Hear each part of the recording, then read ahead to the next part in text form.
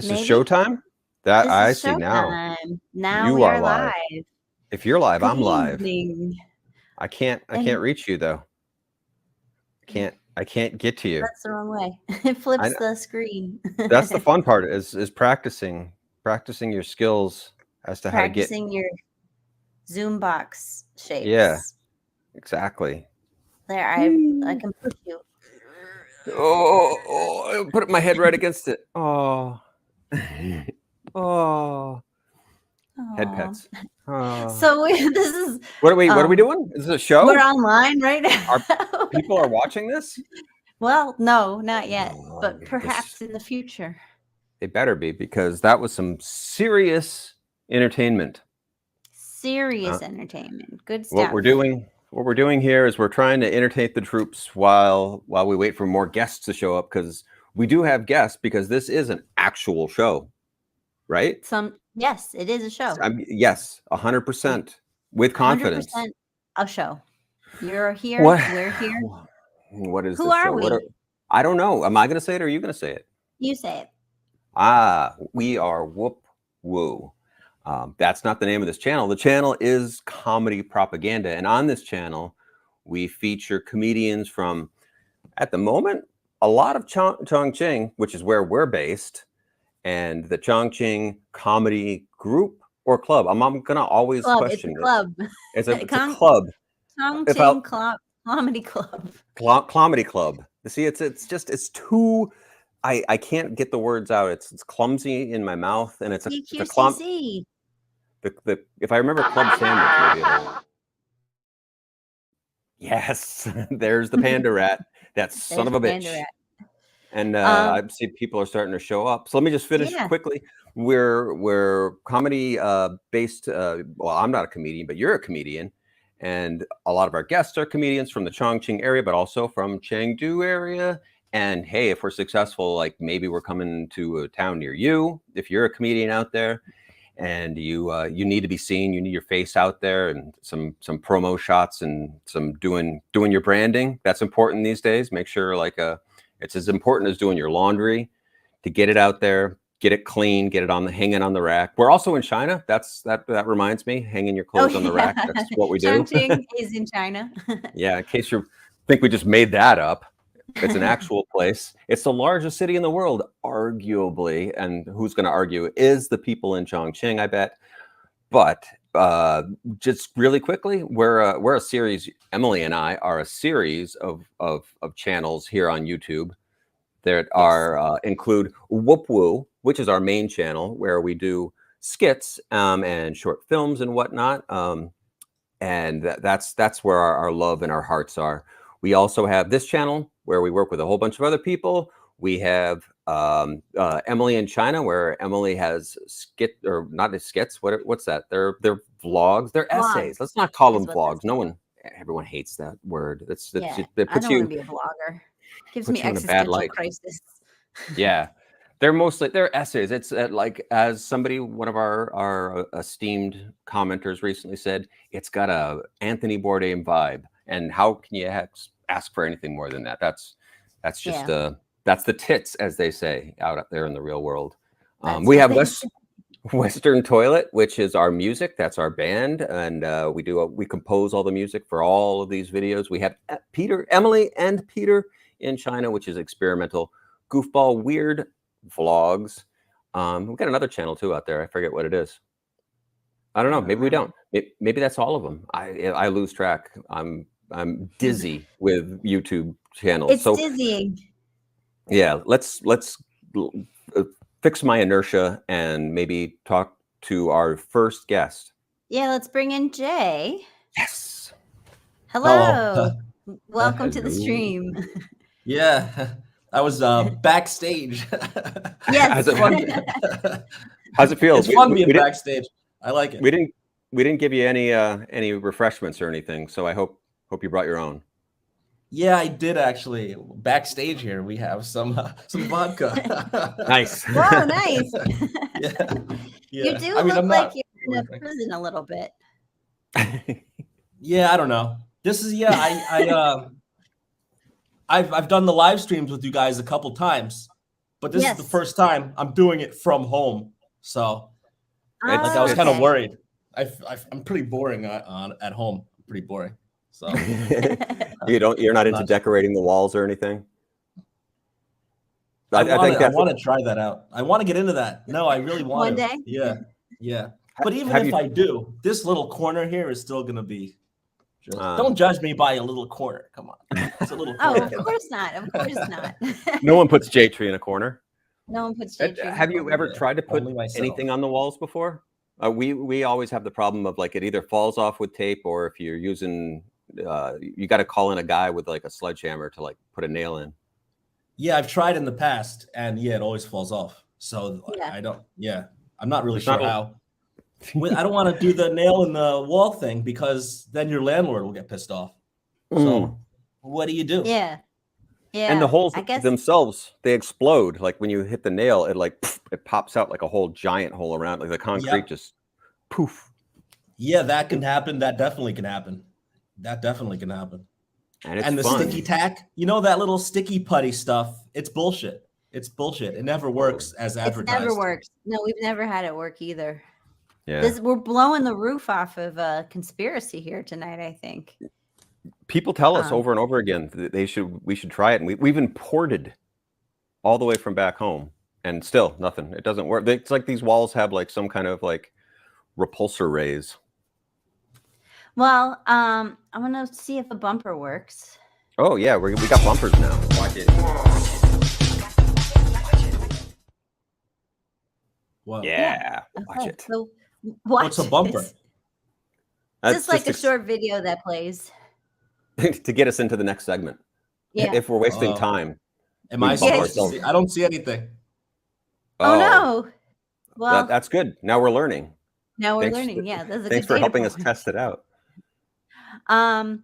Well, I wanted to ask because Saturday is Mid-Autumn Festival. Oh, Do you have any plans? Anything Not me. you Well, I just enjoy went. about the holiday?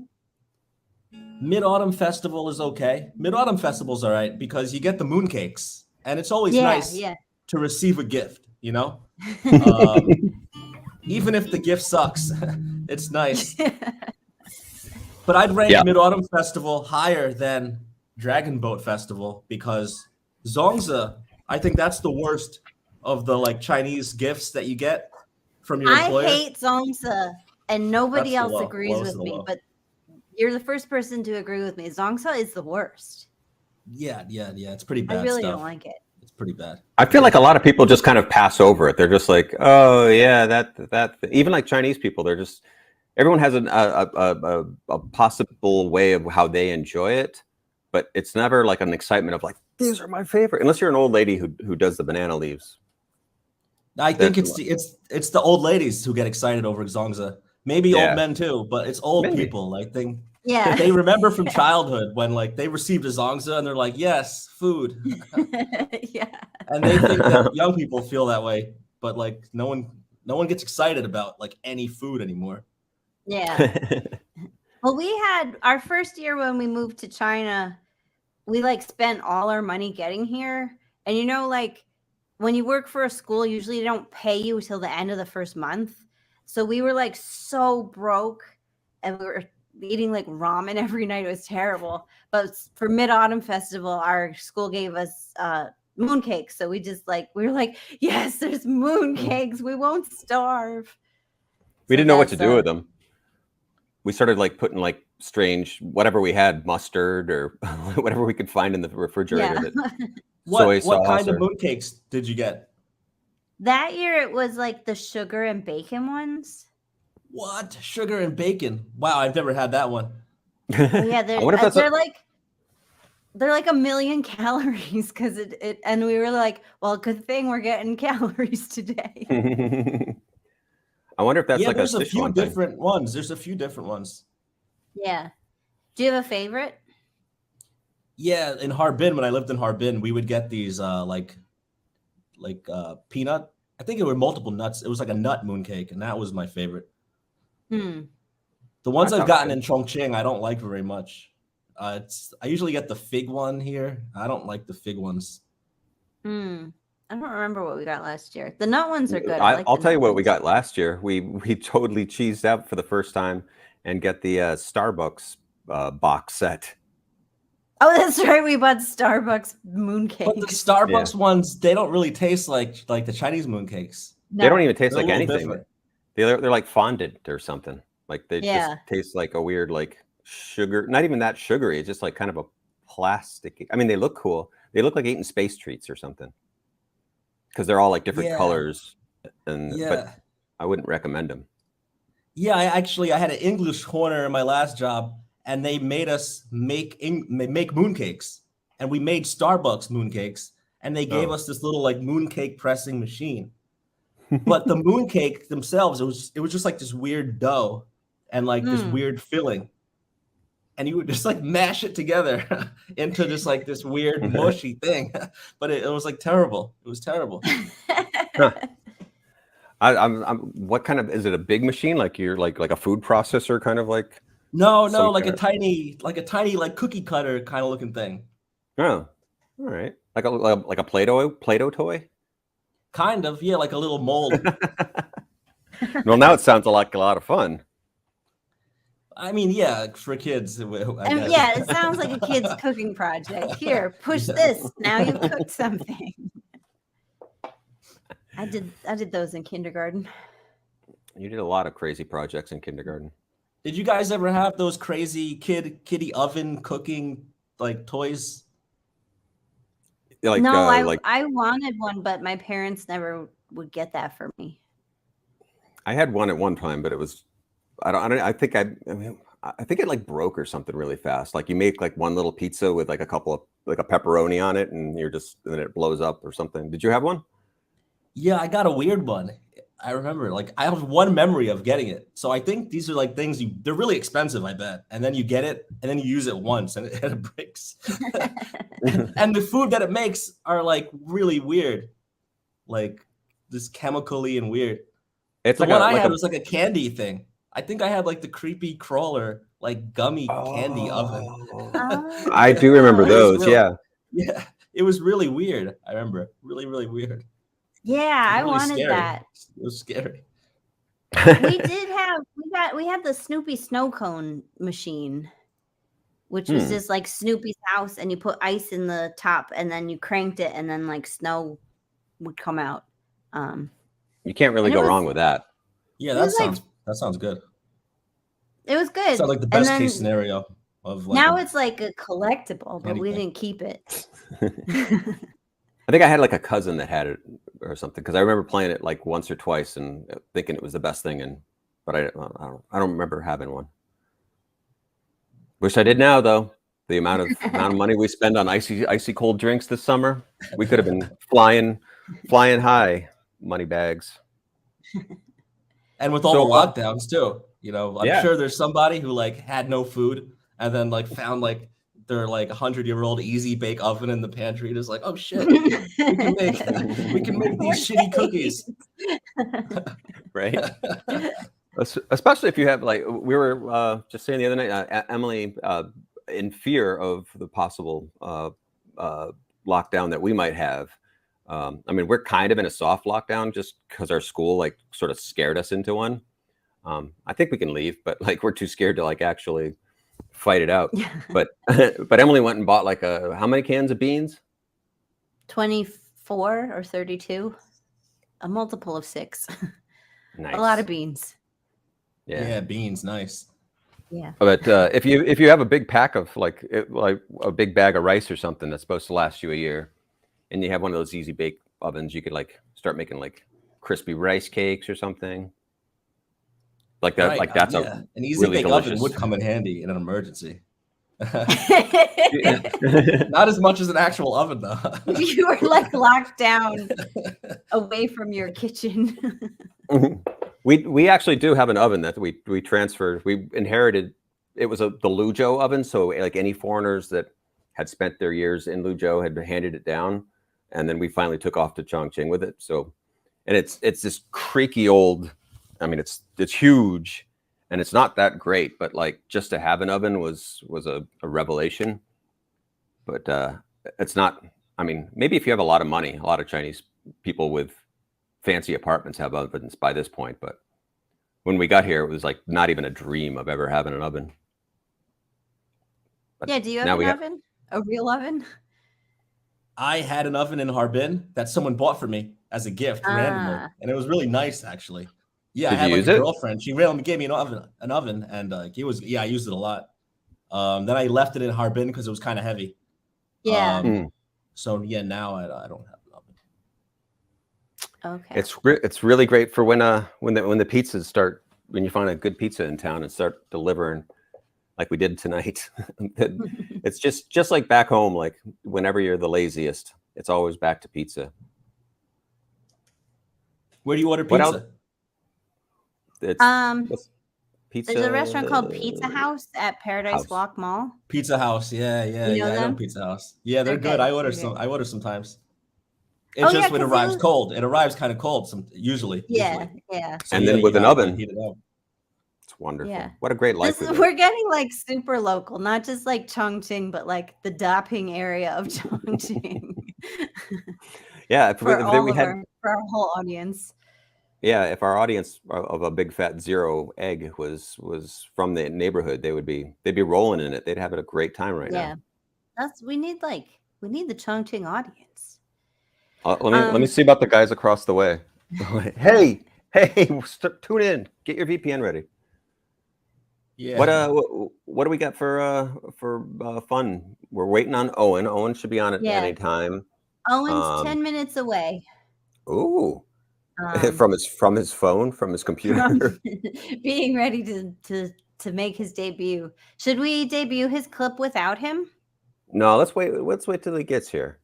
Okay. Well, I mean, I guess he probably won't be able to see it, but maybe he will. Who knows? No, he will because will. It's a different way. It's a different process. Yeah. So let's wait for that. In the meantime, we also have what's the story with Pauline? She might show up at some point. Yeah, Pauline is still working, but she will drop in if she has time. Sweet. Yeah. And some we people have to work for a living, not me. We have some games coming up.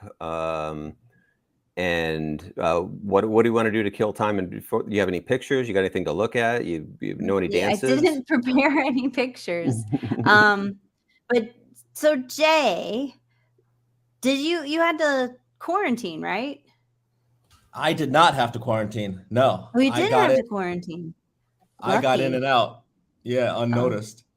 That's good. Good for you. Yeah. No problem at all. Yeah. Oh, that's good. Because it was weird because you were in Dali. Yeah, I was in Dali. And while I was in Dali, like the outbreak kind of like started in Chongqing. And the day I got back to Chongqing, I should have stayed in Dali. Like I should have stayed in Dali. But my job was like begging me to come back to Chongqing. And the day I got back was the day that the lockdown in my complex, my Xiaohongshu, started. Oh wow! But I didn't get no trouble. Nice. But you got home just in time for lockdown. Yeah, I got home just in time for lockdown. I went to the supermarket, and then that was really smart because I went to the supermarket like the last chance I had to go to the supermarket. Yeah. Bought some stuff, and then the next day they were like, "All right, all the supermarkets in the neighborhood are closed, and you can't go outside too." Had they given any warning, or you just were lucky that you went to the supermarket? Well, there were a lot of signs, but it was luck too. It was luck. Mm-hmm. Like actual signs, not like God. No, not actual signs. There were a lot of signs that there was going to be a lockdown, but there weren't actual signs up like tomorrow there will be a lockdown. What did who's this over here? 84% already found love with us. We got a bot, a love bot. Oh, we got spam. That's exciting. Spammy love bot. You know how to get rid of them? There you go. I did. Good. Oh, I blocked them. I meant to delete them. To tattle. Yeah. So, Jay, can we ask what did you purchase on that grocery store trip? Yeah, some good stuff. What have you been living on? Some good stuff. I went straight to the grocery store and I bought some vegetables. I bought broccoli. I bought like 2 heads of broccoli. One had a giant thing of cabbage, like a really nice cabbage, like bread, some sliced bread, like a loaf of sliced bread. Eggs. I got eggs. It was a good haul. It was a good haul for sure. Any proteins? That sounds worthy of. Hold on. Well, yeah, the eggs were the proteins. No meat. I didn't pick up meat because actually I already had some meat in the freezer. And ever since 2020, I'm like really paranoid. I always keep like tons of I keep like an insane amount of canned foods in my kitchen at all times. So like I wasn't really that worried. But the problem is that if you lock down, you need fresh vegetables. You know, like you can't hoard vegetables. You know what I mean? Yeah, yeah. Well, I guess you can freeze them, but like I'm not like on that level where I'm freezing, like chopping up vegetables and freezing them. So I have a lot of canned tuna fish. Emily tried that a bunch of times with freezing stews, doing a whole big vegetable stew. And that sounds great, but like by the third week, you're just like, I really don't need stew. No matter how good it is, you get to a quick point that you're just like, and then you have like come springtime or whatever, you've got this freezer filled with. I know. I just threw out some stew from like February. And you don't want to open it. Eat the same thing like every day. Yeah. Especially like with a stew or something that you've got. Because you want those hard vegetables like turnips or cabbage or something that's really going to stay, and yet those things stink as soon as you open it up, no matter, even with the freezing process. But how much stew did you have? It sounds like you had a lot of stew. So much stew. I did. I made too much because I was like, oh, I'll make bulk food and then we won't have to cook for a while. But then that works, except then you just have to eat the same thing every time. Yeah, it was tough. It was a rough time. Yeah, it sounds like an orphanage or something. Please, may I have some more? I was trying to cook vegetarian too at the time, so it's just like no meat, just lentils and vegetables. Oh wow, yeah, a vegetable stew. That's even. Yeah, that would get rough. Even more monotonous. Yeah. There's only so many saltine crackers you can spread across that to make it seem exciting. But yeah, there's those bulk ones that there's something really satisfying to know that you've beat the timeline on a lockdown, or even for the winter, and you go away from the grocery store going like, this is it. You've got a haul that's going to last, that's going to satisfy. It just feels great. No, yeah, that's one of the great pleasures of 2020, post 2020. Just a nice bag of groceries. It's the little things. It makes me wonder if how satisfying it would be to do one of those. I guess people do them here, but the Walmarts or the B&Gs or the Sam's Club, where you go buy that tuna can that's like 900 pounds. Yeah, I never go to places like that. But I should, because I'm into giant packages of way too much food. Yeah. But I know Chongqing has Metro and has Sam's Club, I think, too, actually. That's it. That's what I was thinking. Yeah, it has a Sam's Club. Yeah, I don't know what they have there. I had a cheesecake from there the other day. And? It was a frozen cheesecake. It was good. Fair enough. It was good enough. It was a Sam's Club cheesecake. Yeah, I'm not sure. I mean, I'm not sure how good it is from your response. I'm not going to say no to dessert, but it's not. I wouldn't say oh, it's the best cheesecake. You got to go out and get it. If it's there, have some. Don't go out of your way to get it, though. That's my review. Yeah. Well, other people say there's IKEA, which is famous for those meatballs, which I've never been to on IKEA or had their meatballs, but I mentioned it somewhere in one of Emily's videos, and somebody commented about how Chinese people hate their Swedish meatballs, which I thought which was weird because I haven't tasted them, so I don't know what would be. Have you ever had the Swedish meatballs at IKEA? No. Are they good? Have you? Yeah, because I had them in like America once. Like back when IKEA kind of first came out, people were like obsessed over it. I think Yeah. I tried the meatballs and they were good. And then I went to IKEA in China, but I can't remember. I don't know if the Chinese meatballs are the same as the American meatballs. Like I don't know if the quality is the same.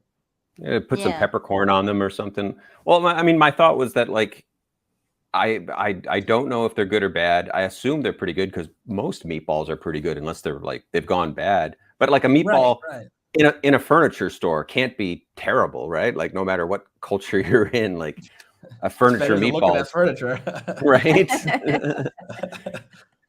So I don't know.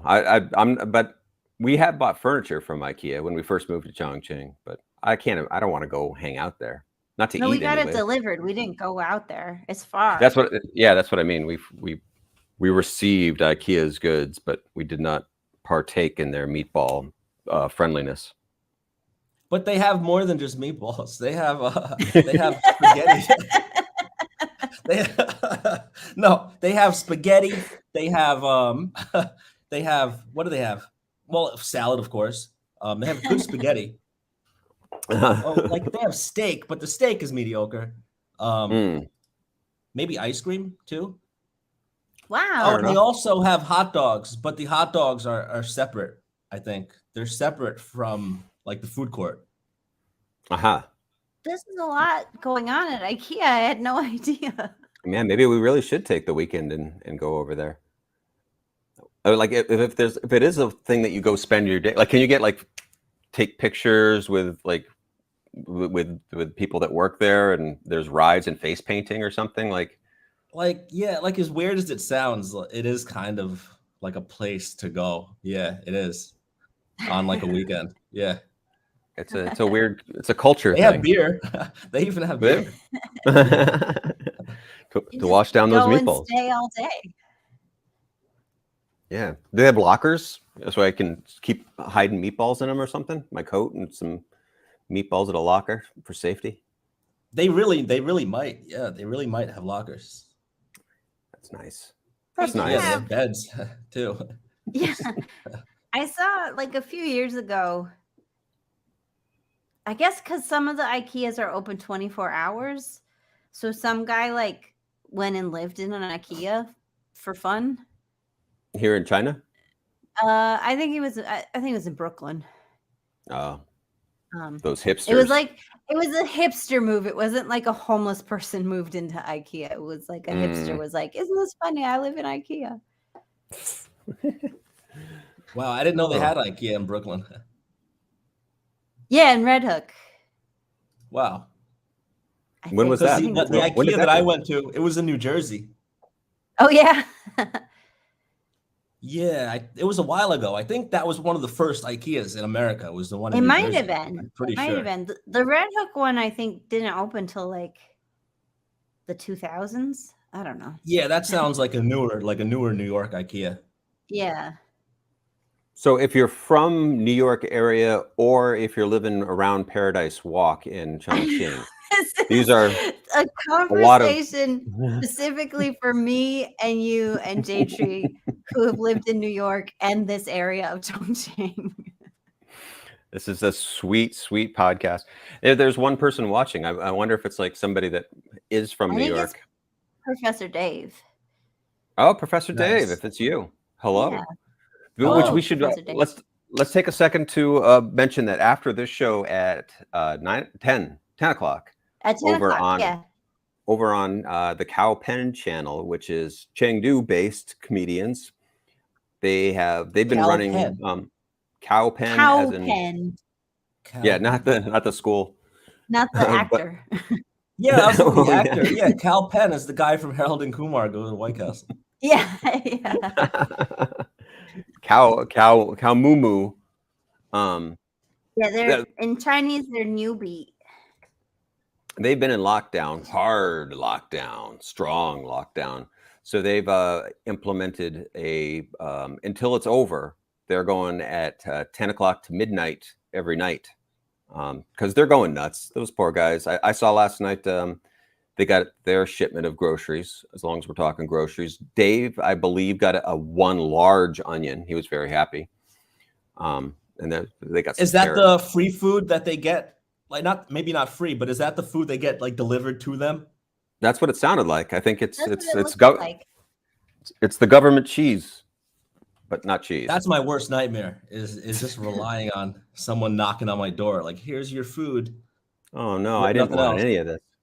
It's just like a bucket full of peppercorns and and onions. It can be bad. It can be bad. I had a friend who was locked down in Xinjiang, and he said like he was getting one bag of groceries every week, and the bag would be like one potato, like 2 carrots, and like Well, that's rough. maybe an onion, I guess, but it was probably even worse than that. And he'd have to just use that for a whole week. There was a vlogger that I was following, 2 vloggers, roommates, that were in Shanghai. I don't know, maybe it was last year, I guess, but and they're gone by now. They didn't last out the whole. They made it to the end of Shanghai. I think one of them got COVID, and then one went home, and then the other one followed. But they started off with. It's funny when you're following people's vlogs, and they got their first deliveries, and they had like sweet bread and like gourmet stuff from I don't know where they were getting it from, but like it was definitely someone was shopping for them. The government deliveries, they were really generous. Like they got like ham and like all these Western goods and stuff like that. But you could see, like you were watching Western food in their emergency. That's what I think. Like they were crazy. talking like mustard or something like.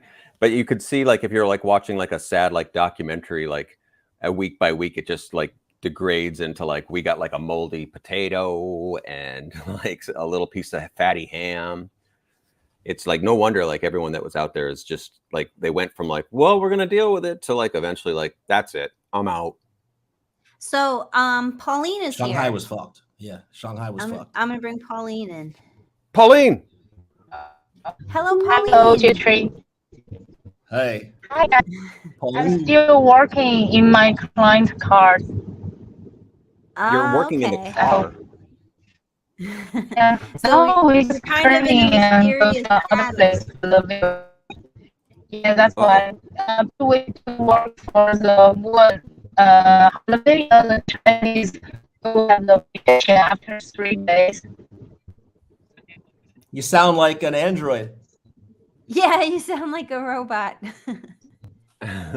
I couldn't really make out any of that. So maybe I listen to you guys first. So Pauline, maybe when you get to a place, call us back, and then we'll put you in. Okay? It's okay. I just Oh, I see where you are. I see where you are. You're near. Oh yeah, there's the bridge. You're near here, and I listen you guys. And Raffle City. I will. You're right next to Raffle City. Nice. Go and find Pauline. Hey Pauline, what if we can't use your voice, but like what if you show us your ride, show us out the window what you're looking at. We could have like a little vlog, one of those cams where people just show their commute. Now it looks like there's. I show my face or I do the play. I will show.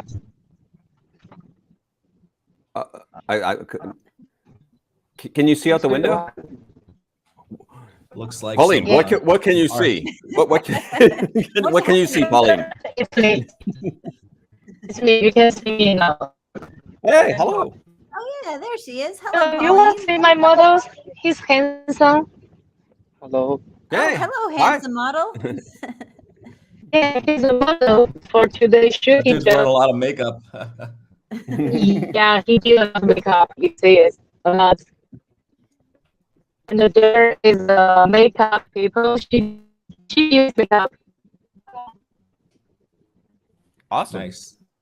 Okay, I'm back. Tell them hello. Thank you. Hello with the model report. The model report. Yeah. So where are you when the model's going?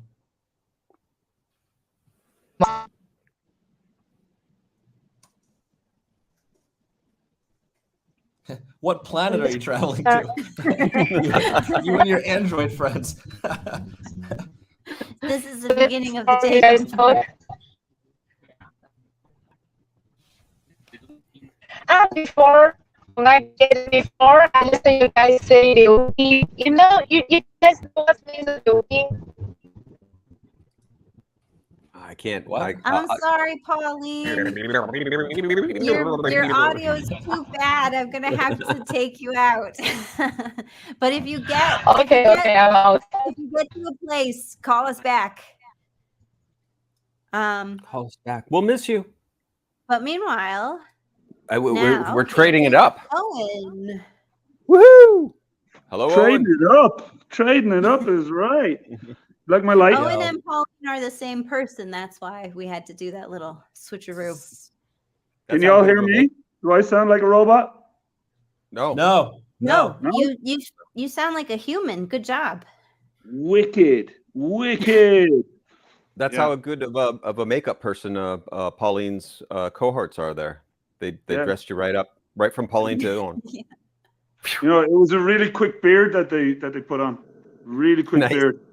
Yeah. But luckily they had just shaved their pubes, so it was just a quick stick and straight on. Just slap some pubes on you. Yeah. What the fuck is that? Oh, there's the duck. There's the duck. It's your buddy. Oh my God, that's my buddy. Well, you know what this I didn't calls notice. for? Yeah, that's the same duck. You know what this calls for? This calls for it's now not child friendly. Welcome to the stream. Yeah. How goes it, people? Well, we have. You want to start off with before we give a full introduction to you you. Emily's got a little clip of a piece that we're working on from one of the movies that you're one of the stars of. Oh yeah, Emily, let me set this up. So, for everybody watching in the future, I hope it's the one with Dave. we make movies together, all of us. You can see Jay in Waiter, and Jay is often a videographer behind the scenes for us, and Owen's also in a couple scenes, a couple skits. And we are currently working on a mockumentary about the Chongqing comedy scene. So the upcoming is a clip from our mockumentary, which is in post-production right now. And it features the talents of Owen as a very talented Sichuan opera singer. So let me bring that clip up right now. Well, everyone can see it. I hope we can see it. I hope we can see it too. All right. Can you see it? Oh, yeah. All right. It So works. here is the lovely and talented Owen.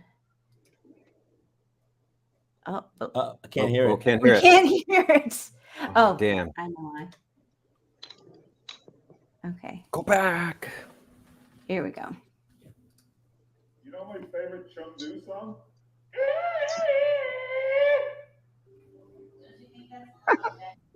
They deserve it. So that's our Owen. You know, that Sichuan reminds me opera of like singer. the cowboy from, not the cowboy, but like you ever see Cowboy Bebop? And they have those cowboys that like announce which bounties to go get. Yeah. Like you kind of seem like one of those cowboy like a cowboy announcer, like the host of a rodeo or something. The host of a rodeo, it's like It's the same thing as introducing that. the clowns in between the fucking in between the bull riders. Yeah. Mm-hmm.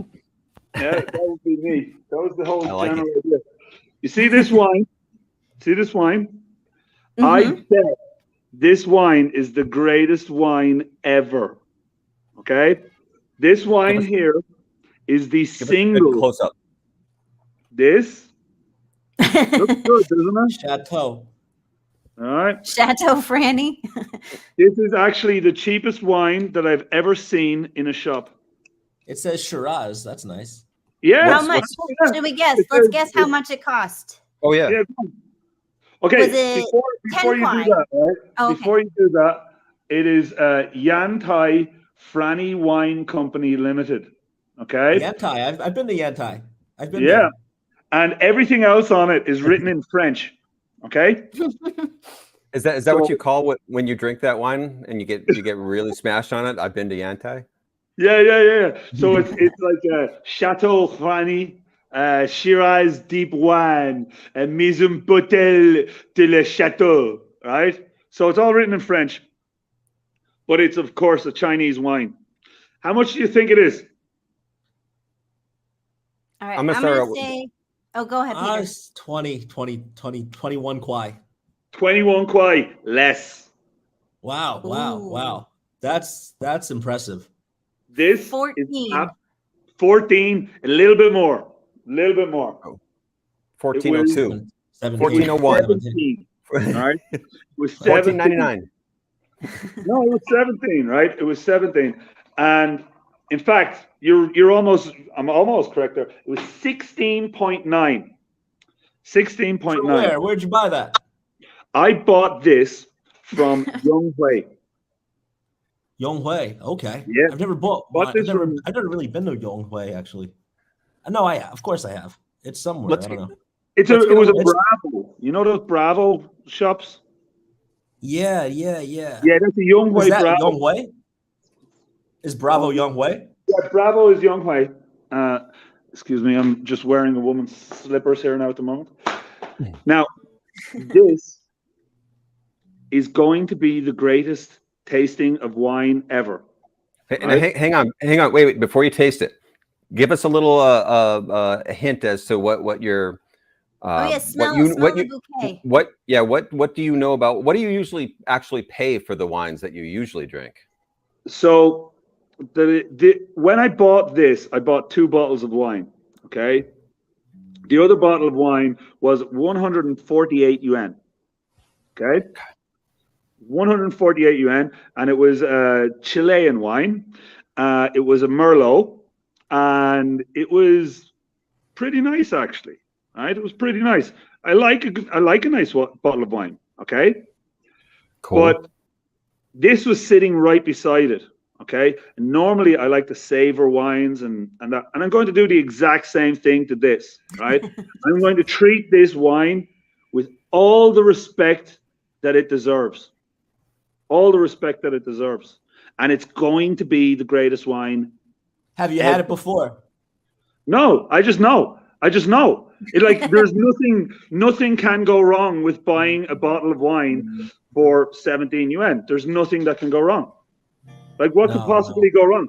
Like, it's not like I'm going to go blind, you know? Well, it could be bad. There's a possibility. Could be vinegary. Why don't you give us a walkthrough? Like, talk to us. What hints and notes? What legs are going on? All right. See this wine? I'm going to give it all the respect that it deserves.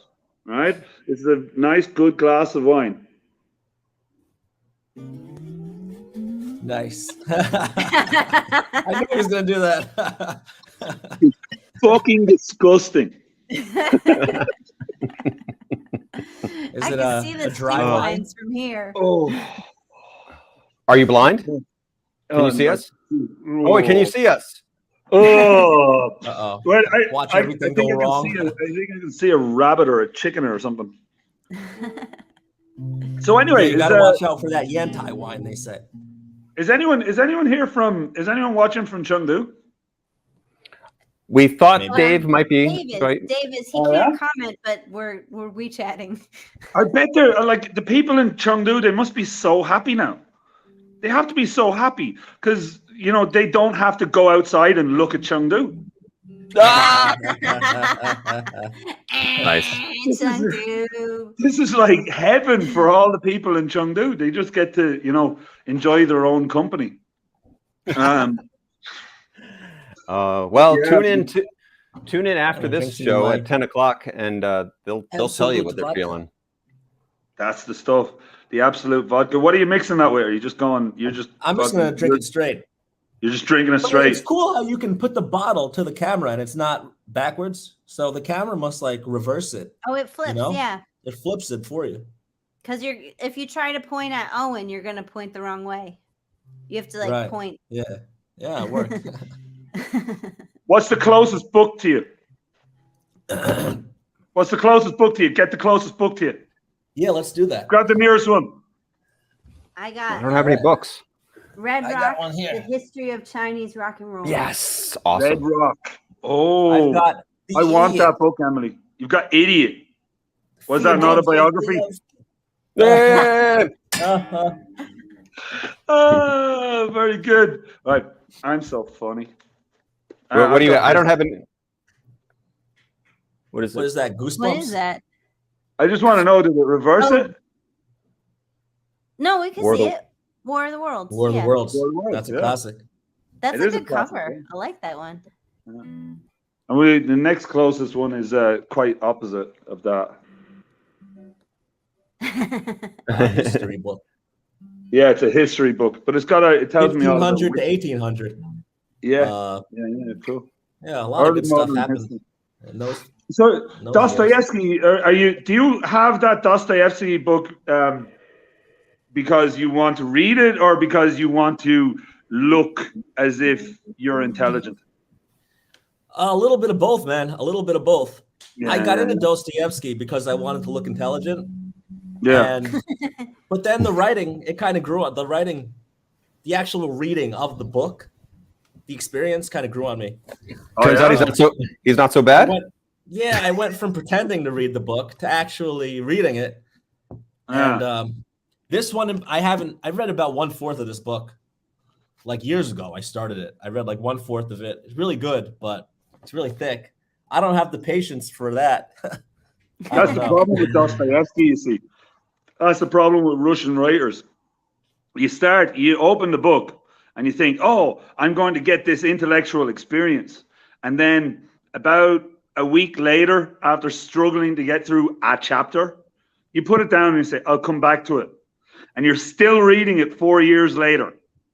No, yeah, you never go back. It's like a puppy that you just it's like you left to die. It's like a puppy like when you change cities, you're just like, all right, I'm gonna leave you here. I'm gonna come back when I get my apartment straightened out. I'll leave you with my friend, and then you leave him. You just leave him there. It's like I'm 10 years in. I was 10 years in Guangzhou and Chongqing. I'm 10 years in Guangzhou and Chongqing. I'm now in Chongqing City, and I'm thinking, oh yeah, I'll go back. I'll see you. No, I'm never going to see those people again. That world, that city, people too. Exist anymore. People too, yeah. Yeah, man. No, I'll see the people if they come here. And that's the deal. Right. That's the deal. I've moved on with my life. I am totally with that. We used to say that about New York, and we say it about Chongqing, particularly about China. Whenever anyone from back home is like, "When are you going to come back home?" Like, screw you. This is before COVID, but like, I'm not going back home. I already been there. Like, I live in China. And when we lived in New York, when like people like from like Connecticut was just, hey, come to Connecticut. Like, I live in freaking New York City. Like, you visit me. I'm the one. This is Disney. This is Disney World, man. I'm not going to like hang out at the ground round or whatever. I hope nobody's high watching this because there's like that duck behind you. He keeps moving closer and further away from the. He's like ominous behind you, But yeah, no, I get what you mean. I get what you mean about New York. I have this theory that I've been working on for the last little while. And it has to do with foreigners in China. Okay, so you're from New York, right? All three of you people are from New York, right? J3 is kind of from New York, right? Oh, All right. Oh, that's fired. Ooh, no, but you guys are from New York, right? And when you walk down the street in New York, it's like you're walking down in a computer game, in like a real world video game where people just spawn, except you're playing it on a super powerful computer, and it's just like people are just spawning in front of you, like they're walking out of buildings where there isn't even a door, and you feel the presence of people wherever you are, right? So when you're native to these places, you kind of just ignore people, right? You just ignore people, and you just go about your business, right? And that's how people in Chongqing are, right?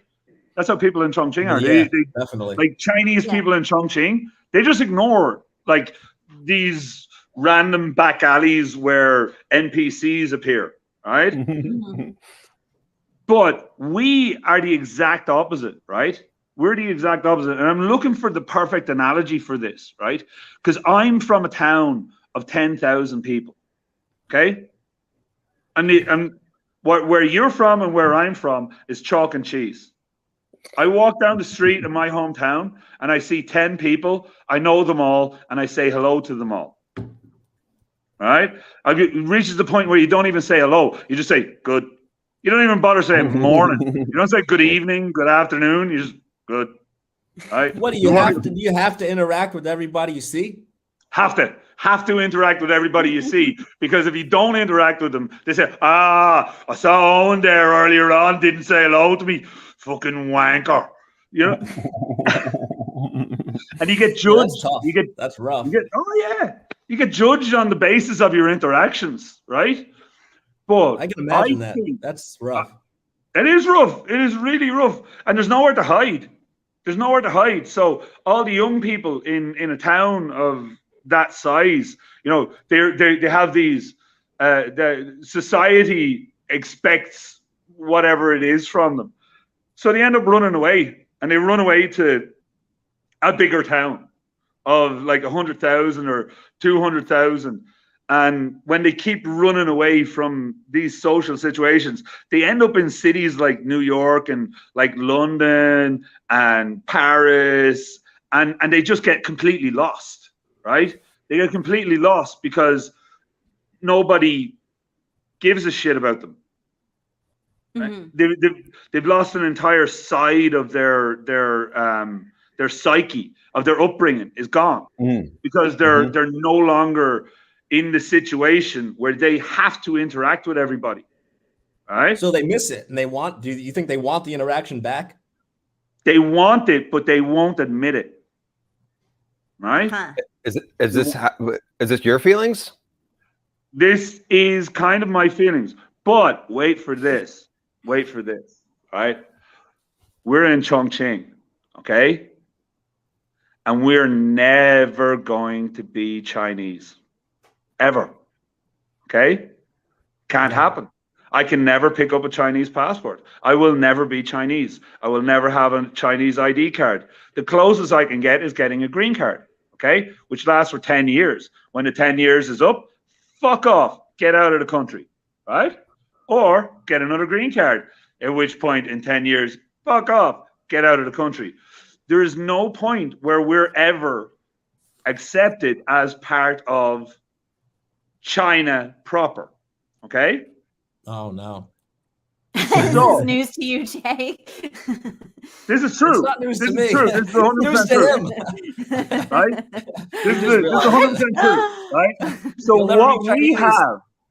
what we have in Chongqing is, how many people do you think we have? How many foreigners do you think live in Chongqing? God, I have no idea. I don't know, like 1,000, 400. It feels like that, doesn't it? Yeah. Well, it feels like 1,000. I don't know. To me, it feels like about whoever's in the comedy club, because that's the only people that I know that are foreigners. Yeah. Every once in a while, I see. So yeah, that's about like 14. But every once in a while, we go to something else, a bar or something like that, and I see other foreigners. I'm like, where are you coming from? This is ridiculous. I mean, we're coming from Luzhou, so Luzhou's being so tiny, like we know the other foreigner. Yeah, town. you know the other foreigner. But I know a foreigner in Luzhou that you don't know. Uh-oh.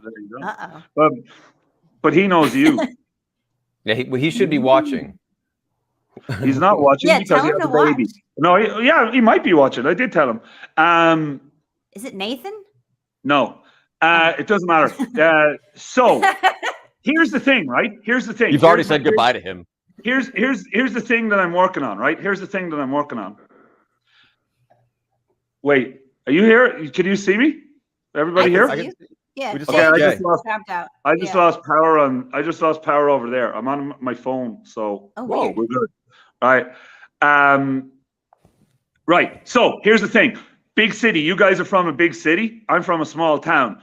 We're probably tops 10,000 foreigners in Chongqing, right? But we have about 10 million people in Chongqing. So what essentially we have is my hometown where social interactions are demanded of foreigners, but yet we're in a metropolitan city where the locals ignore everybody.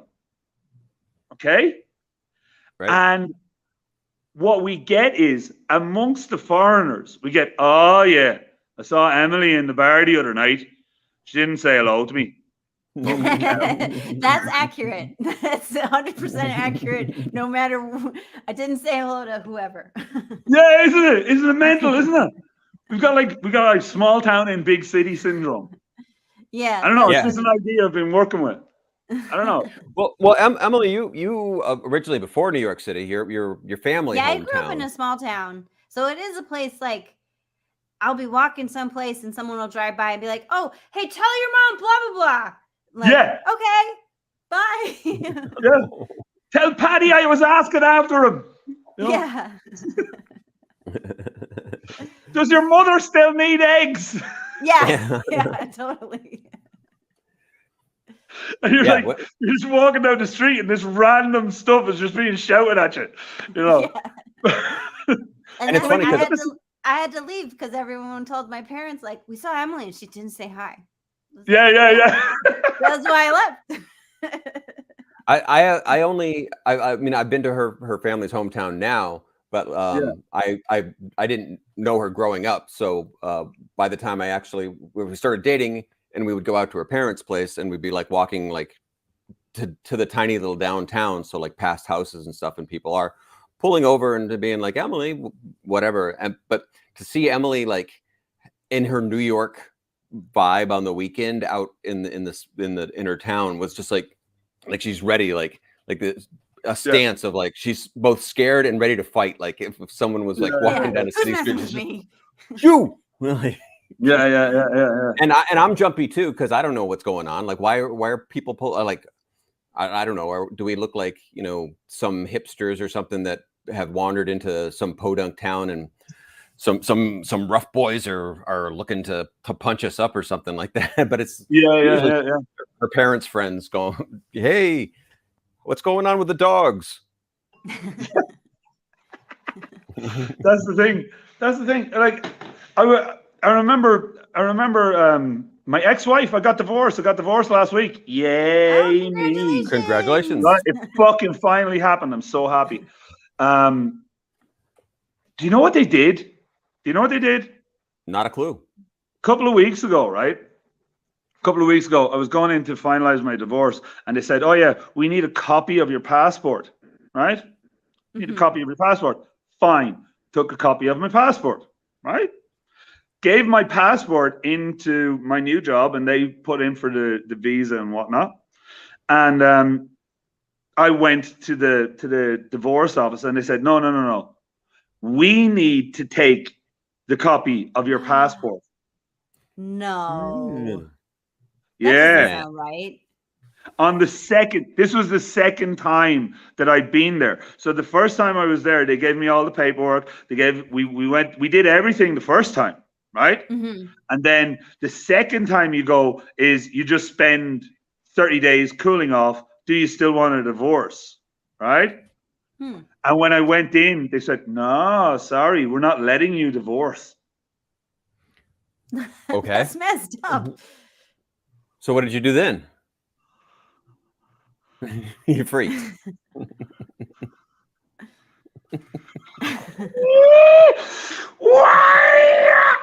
I actually got kicked out of a divorce office. Whoa. I bet you're not the first. I bet I you're actually not got the first to kicked get out. kicked I out got of the divorce removed. office. Security. Wait before me. you tell the story. Let's let Jay back in so he can hear that. Okay. I want everyone involved with how you got kicked out of a divorce office in China. I got it. Yeah. So Anyway, they give you a list of things that you need to bring, right? They give you a list of things that you need to bring. And so I went through the list of things and I went, yeah. Got them all. Wonderful. They said, you need to bring a copy, or sorry, it didn't say you need to bring a copy of the passport. It said they need a copy of my passport, right? And they need a copy of all my passports since I've been in China, which was 2 passports, okay? So I copied every page of the passport, all the visas on every passport, all the residence permit on every passport, right? All in color, all 2 times, right? My second time going in, having already, done everything. All I was doing was going in after the cooling off period with a list of all the things that I had to bring to finally sign the piece of paper. And sat down in front of a woman. Her name is Monica. She's actually a really lovely woman. And not only is she a really lovely woman, I was speaking to her today, right? I was actually speaking to her today. She apologized and whatnot later. But I handed her over the things and she said, no. We need your actual passport. And I went, what? It says you need a copy of my passport. And they said, no. We need to take a copy of your passport. And I said, this is a copy of my passport. That's what it says. It says right here, a copy of my passport. This is what this is. My passport is with the PSB in order that I can stay in this country. And they said, no, we need the passport. And I said, my passport is with the PSB. I don't have it, nor can I get it. This is my appointment after my cooling off period. And if I don't get this done, and if I don't get this done within 2 weeks, and my now ex-wife is leaving to go to 𝗖𝗵cie. If you can't get it done 2 weeks, you can't get divorced? That'd be crazy. You're going to tell me that I can't get divorced? And they said, yes. And I lost it. I lost it. I just lost it. I just started screaming. I started saying, you brought me into this office and you told me to bring this and I brought it and I don't want to be married to this woman anymore. And I absolutely flipped, right? I absolutely flipped. They Maybe called you should have brought your wife. Oh, my ex-wife, thankfully, was in tears, right? She was in tears. And I didn't mean to do that to her. That was unfair, right? Yeah. It was unfair. But I absolutely freaked out because she wanted to get divorced. I wanted to get divorced. She was leaving. Yeah. And I didn't have a passport. And all of a sudden, it's my problem. And she turned around to me. She was actually the reason why I started shouting. Because when you're married to somebody for a certain length of time, you know that they're saying something because they want to wind you up. They want to annoy you. You know, she said something along the lines of, "Oh, that's typical." Ooh. And I went, "That's why I'm divorcing you." That sounds like a divorce trigger phrase. Do you see what I'm working with here? See what I've got here? And they called the security. They called the security up from the ground floor, and they said, "Right, you got to leave." And I went, "Am I going to get divorced downstairs?" and then I realized that no. You at this point they're going to keep you married unless such a thing happens as you can do it again. Which luckily, my ex-wife put off going to wherever the hell she was going to. I don't care, none of my business. And I got divorced I got my passport back on the morning of August the 31st. Okay, and I went immediately to the divorce place, and I was it was the stay visa, so I got the stay visa, and I got divorced, and then I went back to the PSB to give the passport back to the PSB. So I had to take the passport off of them, go get divorced, bring it back to them. And if I hadn't done it on that day, I couldn't have gotten divorced. They would have just kept me married. Yikes. And then imagine if you didn't get it to the PSB, so you got kicked out of China and you didn't get divorced. That would have just been the worst of both worlds. Yeah, exactly. Yeah. And according to the Irish government, I'm still married. Oh, no. Oh, no. Yeah. Swear to God. I'm still married according to the Irish government. I have to send them my divorce certificate. Oh, wait till you see this, boys. Wait till you see this. This is cool. This is cool. I can't even imagine. Divorce therapy hour with Owen. Yeah, well, we're going to rename this stream when we're done with it. How to get divorced or how not to get divorced. All right. You ready? Yeah. Yes. So, when you get married in China, you get a booklet. Okay? You get a booklet like this, and it says, you know, you're married, okay? Oh, yeah. And you get a booklet that says you're married. Now you see now that there's stamps all over this booklet, right? All those stamps say, yeah, you're not married anymore, right? But what they also do is, and this is the coolest thing ever, right? This is the coolest thing ever. When you get divorced, you get a booklet to say that you're divorced. Nice. So you got a wedding booklet and then a divorce booklet. Bureaucracy is amazing. What's in How the booklet? cool is that? Yeah. It's like, Well, yeah. What do you get to start the putting? wedding booklet is the two of you in the picture, and then the divorce is just you. Nice. You're a divorced man. Do you get to smile? I Officially. can't. can I smile? Look at the fucking head on me. I couldn't can't not see. smile. I You wore a couldn't not suit. smile. You wore a suit to your divorce. You're like, no, keep a straight face. Keep a straight face. I'm like, how am I meant to not smile? I bet you look happier in that picture than in your wedding pictures. Oh, stop, man. Stop. So what do you get to start filling that booklet with? New girlfriends or stamps or what? No, I have to send this to the Irish embassy, and then they'll divorce me in Ireland. Aha. So it's cool. It's a divorce booklet. I've got a divorce booklet. Yeah. So this is like for all middle-aged men like me, you know. When you walk out and you go into a nightclub and you're talking to a young girl, you know, and you're like, you're 40, you're probably married. You know, you go, not married, baby. That's good. Free and single. And I got the book to prove it. That's like the opposite too. Like when you're like hitting on a younger girl, you're like, "Can I see your ID? Are you 21?" It's like the girls that you. Can I see your ID? Are you divorced? Are you divorced? You're like, yeah. I got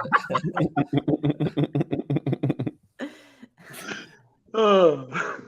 Yeah, I wonder if is there any perks? Is there like a list in the back of extra things you get as a divorced You man? get discounts? I wish there were. like 50% off lunch at some diner. Yeah. Ramen for one. Yeah, the woman there, the registrar, she saw me lose my shit, right? She saw me lose my shit. She's basically the boss of that place. And so when I went in the second time, she was just like, no, come over here. And then she started telling me, oh, no, don't worry. We're going to get you divorced. Don't worry. No, and then she says, this is what she says. She says, I know you. And she said it in English. And I went, what? I went, I know you. And I went, how do you know me? She said, oh, my daughter she's your student. Oh no. And I was like, there you what? go. Well, okay. How's this going to go? Is she a good student? Is she a bad student? You were just saying how you missed your old hometown where there was just a small amount of people around. This made me think of it. It's a small world. I've been thinking about it for the last week, I'd say, like just how small the world actually is. And then she says, "Oh, she lives across the road. She lives across the road from me, and like she knows who I am." That's very weird. But she knows who I am because I'm the small town boy. She's the big city woman. So the big city woman ignores all the Chinese people. But the small town boys, the foreigners, they're never ignored. Yeah, you don't Well, even that's need important in China. You want to get some bureaucratic paperwork done, you need the connections. You need the connections, yeah. And like we are very lucky in that way. Like we are the shiny penny. We are, we stand out. But you're probably not the first person to bug out in the divorce office. Like, I'd say they've seen it. Probably before. happens often. Yeah, I guarantee I'd say they've seen it. I need before. this fucking divorce now. Every day. Now, today, fuck you, today. I walked down 15 flights of stairs. They said, "Oh no, you're gonna have to leave." And then they pressed the lift button, and I went, "Fuck you," down the stairs. I did. I walked down the stairs. I didn't even want to acknowledge the fact that there was any bureaucrats anywhere near me that could stop me living my life. I felt so bad. Like just in that moment when I lost my shit. Oh my God. I'll tell you one thing. China is lucky it's not America. Because if it was America, I would have went straight down to Walmart, bought a fucking AR-15 for $22.25. And I don't know. How much is a gun? I don't know. I don't know. Got me. We're from New York. We don't have guns. Yeah, we don't. Not Walmart for sure. No, Walmart. We don't have. How do I get a gun if I'm in? How do I get a gun if I'm in New York? I think you have to. There are gun state. shops. You have to find like that one gun shop that's somewhere. They do exist. Yeah, you got to buy a gun at a gun store. In New York, especially. New York is heavily regulated. Do you know what I love? Do you know what I love? I love old cowboy movies. Right? Love old cowboy movies because. You see all these Americans, these redneck Americans, their pickup trucks and their beer and their guns and shit, right? And they're like, "Oh, it's my fucking right as an American to carry a gun," right? And then you watch a cowboy movie, right? And you might be watching High Plains Drifter or something like that, and they're like in the depths of the Midwest, or depths of the Wild West, and they go into Cody, Oklahoma, right? And just madness is about to ensue. But as soon as they walk into the city, it's just like, yeah, give up your guns. Oh, yeah? I don't know about guns, and I don't watch Western movies. Yeah, that was the law. Like the law 100 years ago was you walk into a city, you give up your gun. You give your gun to the sheriff. You got like a little box bin. Like yeah. You just gotta like when you leave the city, you can have your gun. Yeah. When you come into the city, look at that. Did he look something like this? Oh, he did. Yeah, that's my interpretation of Wyatt Earp. Yeah. Some cities, they were like unarmed zones. There were unarmed zones. Yeah, you just have to give up your gun. This is a gun-free zone. They gave them fuss. They were just like, "Oh, come on." Nobody gave us nobody gave a shite because nobody had ever read the Constitution. Throw a temper tantrum before you do it. None of them cowboys knew what the Constitution was. They're just like, gold! I'm going to get some gold.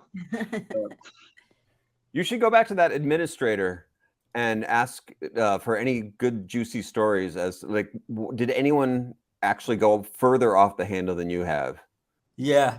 Divorce office stories are probably funny. Yeah, to probably class. Like, how far do you think somebody would go? How do I imagine that like somebody is just like kind of just randomly just took the pen holder and just started throwing pens at the wall. Throwing Like, pens? no, I'm getting divorced. Pen throw. And they're like, you're not getting divorced. I am. Pen throw. I'm sure a lot of like husband and wife drama too. Yeah. The last fight is the biggest one. Yeah, do you have to go together? What? Yeah, I had to go together. Yeah. So I bet there's a lot of tension. I wonder if it's like at the end of the meal. I don't hate my wife. I just my ex-wife. I just never want to be married to her again. I never want to live with her. I never want to be in any sort of emotional relationship with her because she just fucks with my head. Yeah, why would you? Fair enough. How does she fuck with your head? In what way? Tell us. Now. Yeah, she like Emily, how do women fuck with men's heads? Oh God, I don't know. I'm not a typical woman. Peter, how do women I'm not married to a typical woman. My dating years are decades past. Yeah. I know a woman. But I think it's kind of like it's kind of like there are specific examples, but to be honest, it's like PTSD. I don't want to bring them up, and I don't care. You know? Fair. That's like fair. I'm kind of happy that I have the story that I have about getting divorced because one for the road. It's one for the road, yeah. It was just like the one more instance of just get this madness away from me. Like I don't need this fucking madness, and that's what it was. That's why I got divorced. I got divorced because people have. Madness. That would be a good TV show, though. Divorce Office. I've never met an unhappy divorcee. Hey, look, we're always looking for more skits on our film. So, like, everybody's taking notes, I hope. Yeah. I hear there's always people that have stories of they've stayed friends with their exes, especially if you're in a small town and you've got to see them over and over again. But that just seems insane to me. Like what? I mean, if you're in a small town, it's going to happen. But like, I don't know why you would really want to keep. I don't want to keep relationships with somebody who annoyed me at the grocery store. So like, why? Yeah, but that's kind of the thing about the small town, though, is you have to get over a lot of you have to get over a lot of shit. You know, like somebody can say something to you, and then you kind of have to forgive them. Like, right. Even today I was talking to a guy who previously actually threatened to kill me. Whoa. You know, he's a foreigner. Like, look, I see some news. Yeah, and it's just the like Queen of England's about to die. It's like okay, he was drunk and whatnot. She's on her deathbed. But if I was in a big city full of foreigners, I'd never speak to him again, ever. You know, but because it's small town in the middle of big city, you have to. Right. You actually have to. Oh, and do you care? Do you care about the Queen of England? No. Why, is she dead? I hope so. No, she's not dead, but she could be on her deathbed. She could be on her deathbed. Oh, amazing. That's so good. Breaking news. You hear to hear first. Breaking news. I'm live from Chongqing. Looking at the news. Looking at the news. This is to the demise of the holy vagina. Is that what she calls herself? That's what she is. Yeah, technically, yeah. She's technically the holy vagina. Yeah. So all. Well, the she royal vagina. is the head of a church. I don't know if it's holy. Royal. No, she is holy. She is the head of the church, all right? And her children are similarly going to be the head of the church. So when she dies, her eldest son becomes God representative on earth. And at that point, he becomes the holy penis. That's complete bullshit. That's not complete bullshit. She is the governor general of the Church of England. We fought a war to not have to care about them. No. Yeah, exactly. Yeah. Exactly. We fought fucking 800 years to not have to care about them. And I'm just drinking to her demise. I don't give a rat's arse about her and her special lady bits. Because this will be great in the future when somebody says what happens. Well, where were you Where when? were you? And we've got this right here to talk about how we didn't want to talk about it. I saw her shaking her booty. What's that pedophile's friend's the woman who's friend with all the pedophiles? Prince Harry. No. The woman who used to bring the pedophiles to children's parties. The Prime Minister of England. Yeah, Truss. Did you know she did that? Oh, she's Ghislaine Maxwell's friend? I bet. No. Jimmy Savile's. Savile, that's yes. Yeah. He's even worse. He's even worse than Ghislaine Maxwell. Oh yeah, he's way worse. He had a bedroom attached to a wing that he built in a hospital for mentally challenged children. And that's bad, man. Yeah, man. Yeah. Swear to God, like could ever get. Yeah, and he used to fiddle those kids because they're not accessible. Not. They're never going to say anything in court.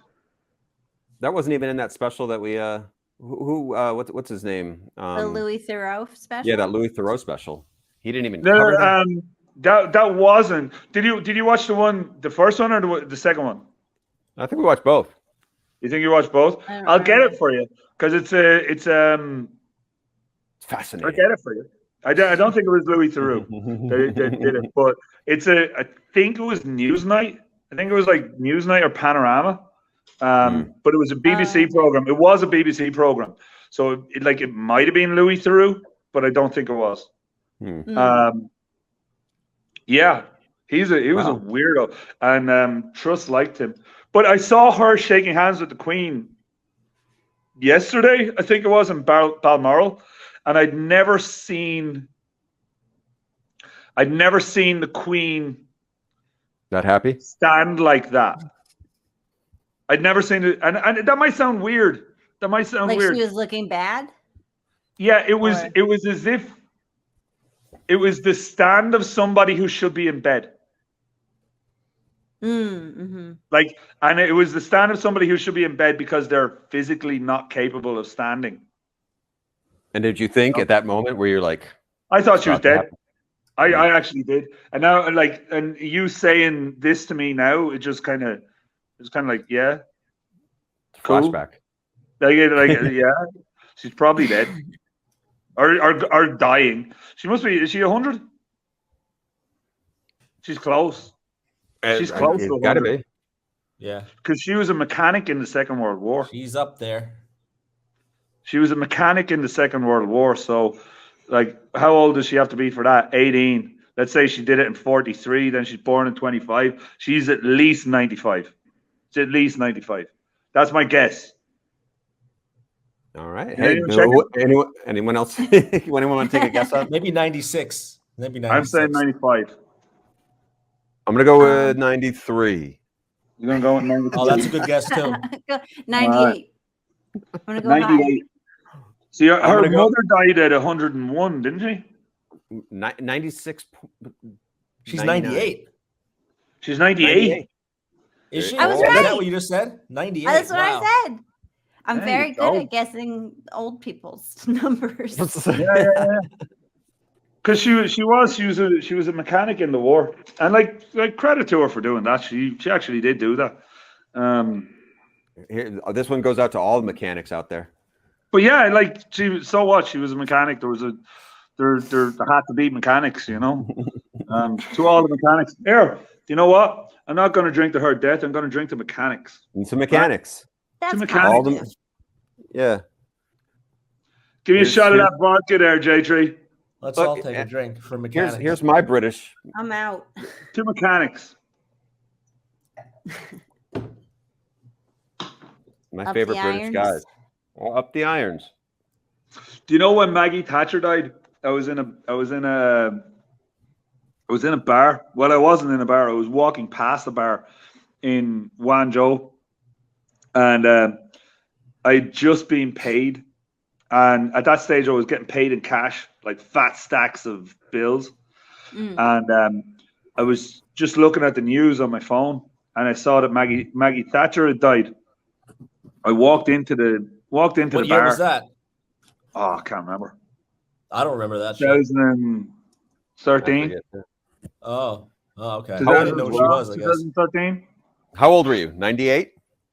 No, I was in China. So if you're in China, like 2000 something. Yeah. I was in China, and I walked into the bar. There was about 20 people in the bar. These are Brits. Yeah, I walked into the bar, and everybody was like, "Oh, hello, how you doing? How you doing?" Blah blah blah blah. And I says, "I will have 5 bottles of whiskey." And they said, "What?" And he said, "Yeah, I'll have 5 bottles of Irish whiskey." And they said, "Well, we only have 5 bottles of Irish whiskey." And I said, "Yeah, I know, because I drank the other one last night and you had 6. And now I'm having 5 of them." And I put the 5 of them up on the bar. And anybody at any point during that night that wanted to drink could drink. But they had to say, "Fuck Maggie Thatcher." And did they? Yeah, Anyone take absolutely. The whole fucking half of the town was pissed. half of the town was slosh drunk. They were just like walking up at all these Chinese guys that couldn't speak any English and go, "Fuck Maggie Thatcher." Nice. And then they're like, "Hey, oi, come here. Oh, bring whiskey. Yeah, you go around the table, and like they're pouring out shots for like 8 drunken Chinese guys with their vests up, and there you go. What's Maggie Thatcher. What's this guy on about? I don't know. Just keep saying something about fucking Thatchers. I don't know what that means. Just he's I don't buying think drinks. it's too difficult to get a group with like a giant group of guys to curse about a female politician. Yeah. Imagine America. Anybody who says "fuck Hillary" gets a free drink. The line would be a mile Oh long. God, you'd have alcohol. Don't tell me that. That's happened. You know that's happened. You know it has. They're probably still in a bar going, "Lock her up, lock her up."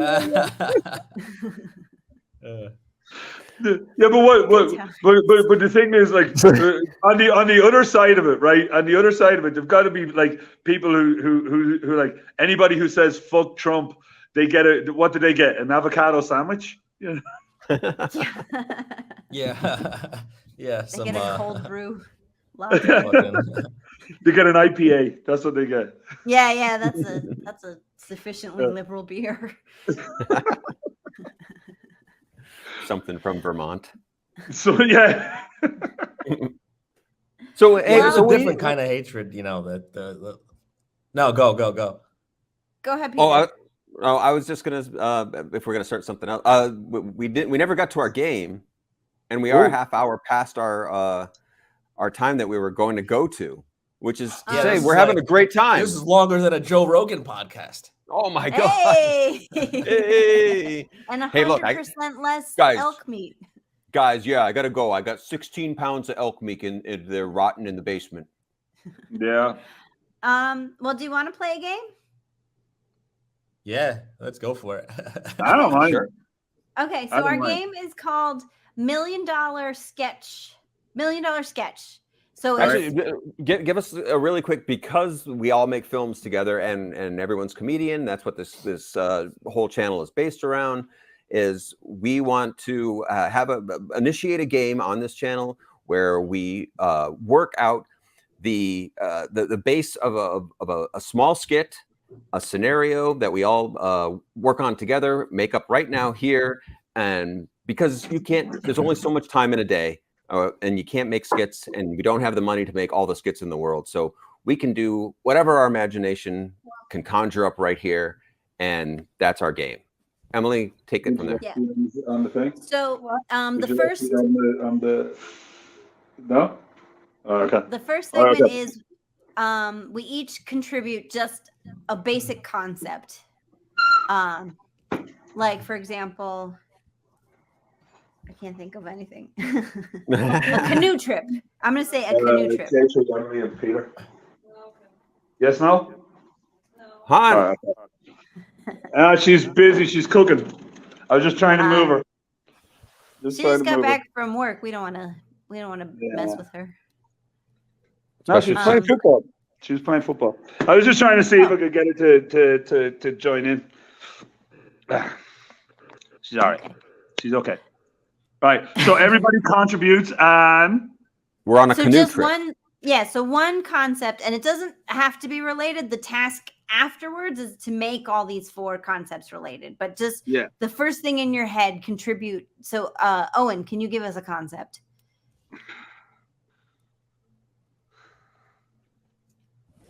suede trousers. Okay. And Jay, can you give us something? What'd you say? Suede trousers. Suede trousers. All right. Suede trousers. Quest. Say it again. A quest. Like a quest for suede trousers. A quest for suede trousers. There's someone on a quest for suede trousers. Okay. And then we need one more concept before we start shaping this. So Peter, what's your concept? At an IKEA. At IKEA. Okay. So let me put this back up on screen. And we can It's not an see AI. Is this not an AI thing again? No. Well, we're gonna feed it. What we need to do is we need to generate that with the AI image generator. Yes, we'll do That's that. the plan. That'll be interesting. Yes. And so these are the 4 concepts: a canoe trip, suede trousers, a quest at IKEA. So I'm going to work on generating that image, and let's discuss what's one premise that would put all 4 of those together? What's the premise? Well, this guy, he's trying to go to IKEA to get the trousers, but he doesn't live. He lives across the country or across the river from one, so he has to take a canoe trip. And he's a downstream. midget. But the problem is that the automatic doors, they don't recognize him because he's too small. So when he walks in, he has to carry the canoe. All right, he has to carry the canoe to open the door. But then they don't let maybe him. he's in IKEA in a canoe. Yeah. So he has to bring the canoe into IKEA, but then the security guards don't let him bring the canoe in. So they tell him to bring it out, or rather, he just leaves it there. But once he's in, he can never get out. Oh, that's tough. Does he have suede trousers? Is he starting off with suede trousers, or are we trying to find suede trousers? Find suede trousers. Maybe he's in the canoe. He's in IKEA, but the canoe and the floors of IKEA, there's not enough. There's too much friction, so he puts a pair of suede trousers under the canoe, and they're just so smooth that he can go fast in his canoe. So he uses the suede trousers as an anti-friction device. Yeah, and so it's kind of like in a cartoon where you see. Have you ever seen Wallace and Gromit? Have you ever seen Wallace and Gromit? Mm-hmm. Yeah, and you know the bit where he's chasing the penguin, and he's on the toy train, and he has to keep putting the train tracks in front of him. Oh, that's classic. Yeah, That's so he has to take him up from behind and put him in front just to keep going. Yeah, so he has to do that with the suede trousers. That's good. That's good. Okay, so Emily, as the director, how do we form this into an actual piece that? So where does he start? What's our inciting incident? Does he get some kind of visitation, or does he's laying on a bed in IKEA and I know, I need the trousers. Or maybe he just wants to go to IKEA. Yeah, but you see, if he's using the suede trousers as a friction mechanism for propelling himself on the thing, which I like, because that's good. What's the quest for? Yeah. If the quest is not for the trousers or to IKEA, what's the quest for? It's a quest for. It could be like Jason and the Argonauts. Like they go on a quest, and then as a reward, he gets the golden fleece. So maybe the suede trousers, or is that it? Suede trousers. Yeah.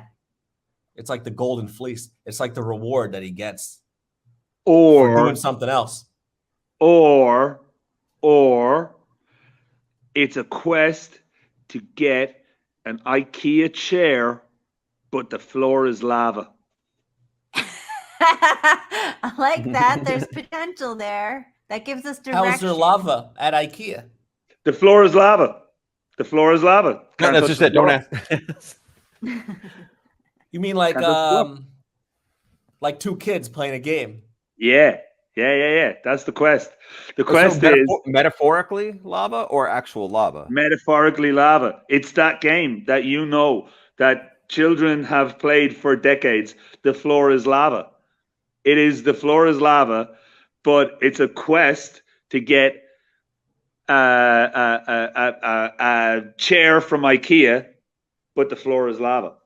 Would it be nice then if this person has a significant other or a buddy or a friend to there has to be a judge. If the floor is lava, there has to be a friend. Yeah, there has to be. There has to be. So otherwise you just cheat. Anybody would cheat. I'd cheat. Would you cheat? Yeah. Who's going to be his or her friend? I don't think I'd cheat. You just respect the integrity of the game. I think I would respect the integrity of the game. I don't think I'd cheat. I think I would wait for security guards to kick me out. I do have prior with that.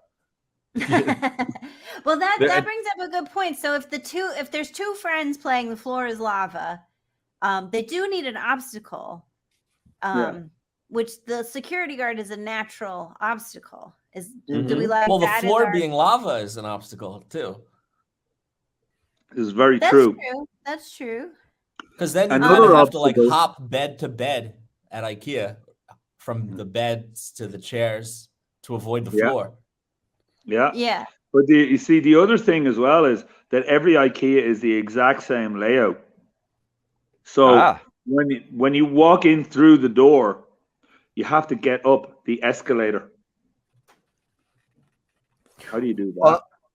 Okay, so these are all the obstacles themselves aren't necessarily as much of, if there is a security guard that is chasing them across the obstacles, that means there's I mean, then we got a road trip almost.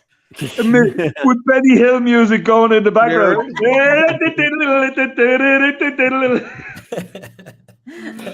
And maybe the security guard is really stupid and he thinks the floor is lava too. Oh, I like that. That's a good yes and. That so he's like having trouble catching up with them. Just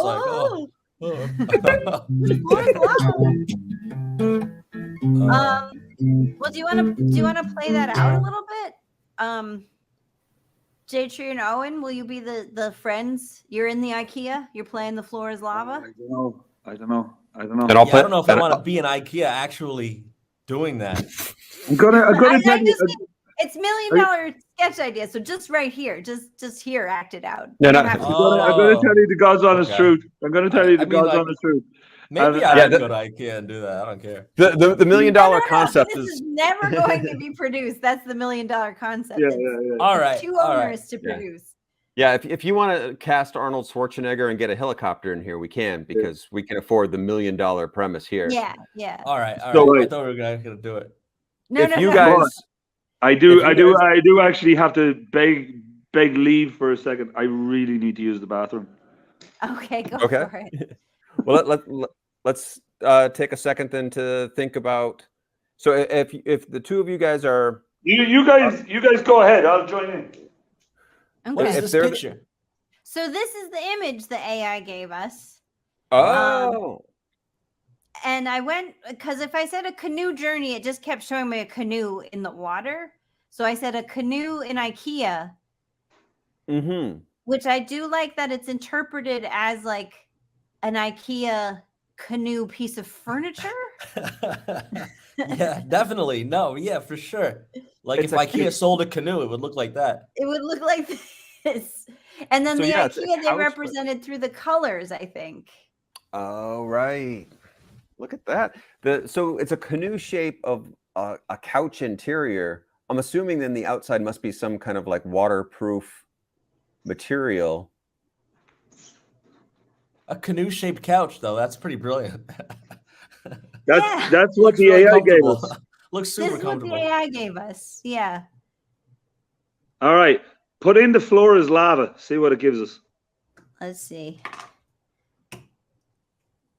Let's see if you put The Floor Is Lava. A quest to IKEA in a canoe, but The Floor Is Lava. The hard part would be that you have to keep, if you two were trying to escape in this thing through an IKEA and using the trousers to put underneath. Yeah. I guess one of you would have to be on each side and then pass the trousers over, under, pass the trousers over. Yeah, maybe like the couch would have to be like lean. I mean, I don't know. That couch there in that picture, it looked like it had legs, so it wasn't a canoe. Yeah, it looked like it had legs. Where like the bottom is sliding. Is it a sentient couch? It had like 4 legs. Yeah, like couch legs. Couch yeah, like legs. Although sentient couch would be an interesting aspect to add in. Yeah, it's a sentient couch. Like My Neighbor Totoro. No, all you do is you're going to IKEA. So what you do is you for $1 million skit, we can have a sentient couch. Yeah, that's kind of cool. Yeah, it's you're like a sitting Pixar on a movie. sentient couch, and you have like things like clothes hangers, and you're using them as lances.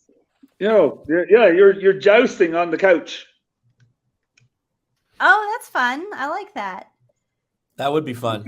Okay, so couch joust. Would the security guard? Would the security guard also have one of these vehicles? Yeah, why not? Yes. So it's a chase. It's a chase and a couch joust. So here's with canoe lava? in IKEA, but the floor is lava. This really represented a forest fire more than anything. Yeah. The bottom right one is a forest fire for sure. Yeah, I don't. Does AI understand the concept of the floor is lava? No, because this one they set the canoe on fire. That's what I'm thinking. I think the floor. Yeah. Oh, the floor of the canoe is lava. Oh, that's probably what it did. You're right. Yeah. It's kind of beautiful. Because this one, I don't really even know what's happening here. Looks like it's sinking. Canoe's sinking. Yeah, that would happen if the floor of the canoe was lava. Yeah. And then that's his forest fire. That's just beautiful. That's actually beautiful. So then, if we go back to the other one as our, I our put that Canadian on my wall. vehicle, I like it. Like that's. Have you seen the colors are artwork that they nice. put up on fucking Chinese It's a walls? cool print. Like what the fuck is that? You know, just like maybe this should just. Yeah, might as well just be AI artwork. we got a few doozies. She gave me So- hot chocolate, then took it away. Oh, it's rude.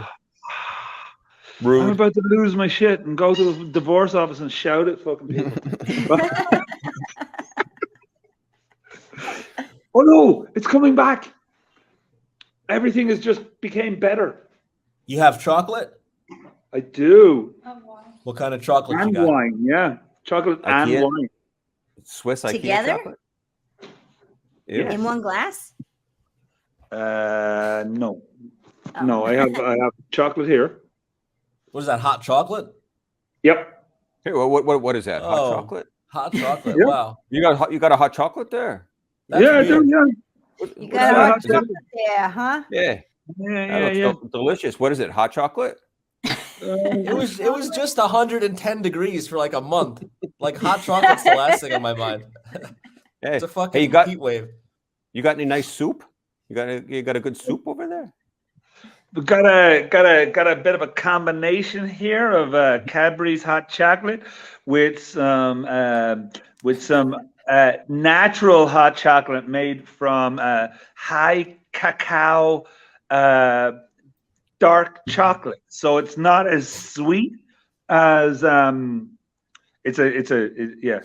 You just basically break up like really dark chocolate and then put it into here. Look. What percent Oh, it's chocolate do you like- like? Does it look like that? Does it look What like that? percent, All right. what percent dark chocolate?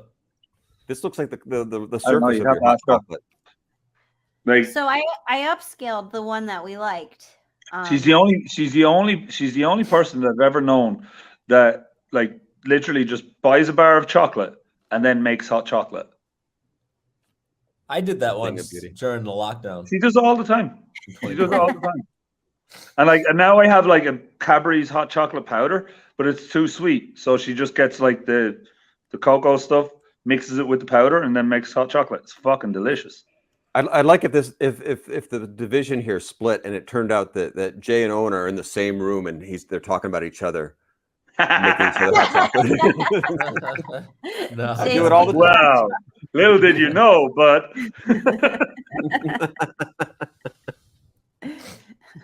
Okay, you guys back locked to our down there. Are you locked down? Are you locked down in your spot over there, or they've let you out? I'm not. I had work today. Yeah, you had work today, but they're over in. You guys are in Dashaichung, aren't you?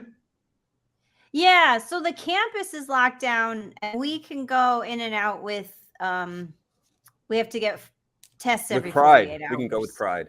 Oh. We can go with pride and tests. How many have you had in the last week?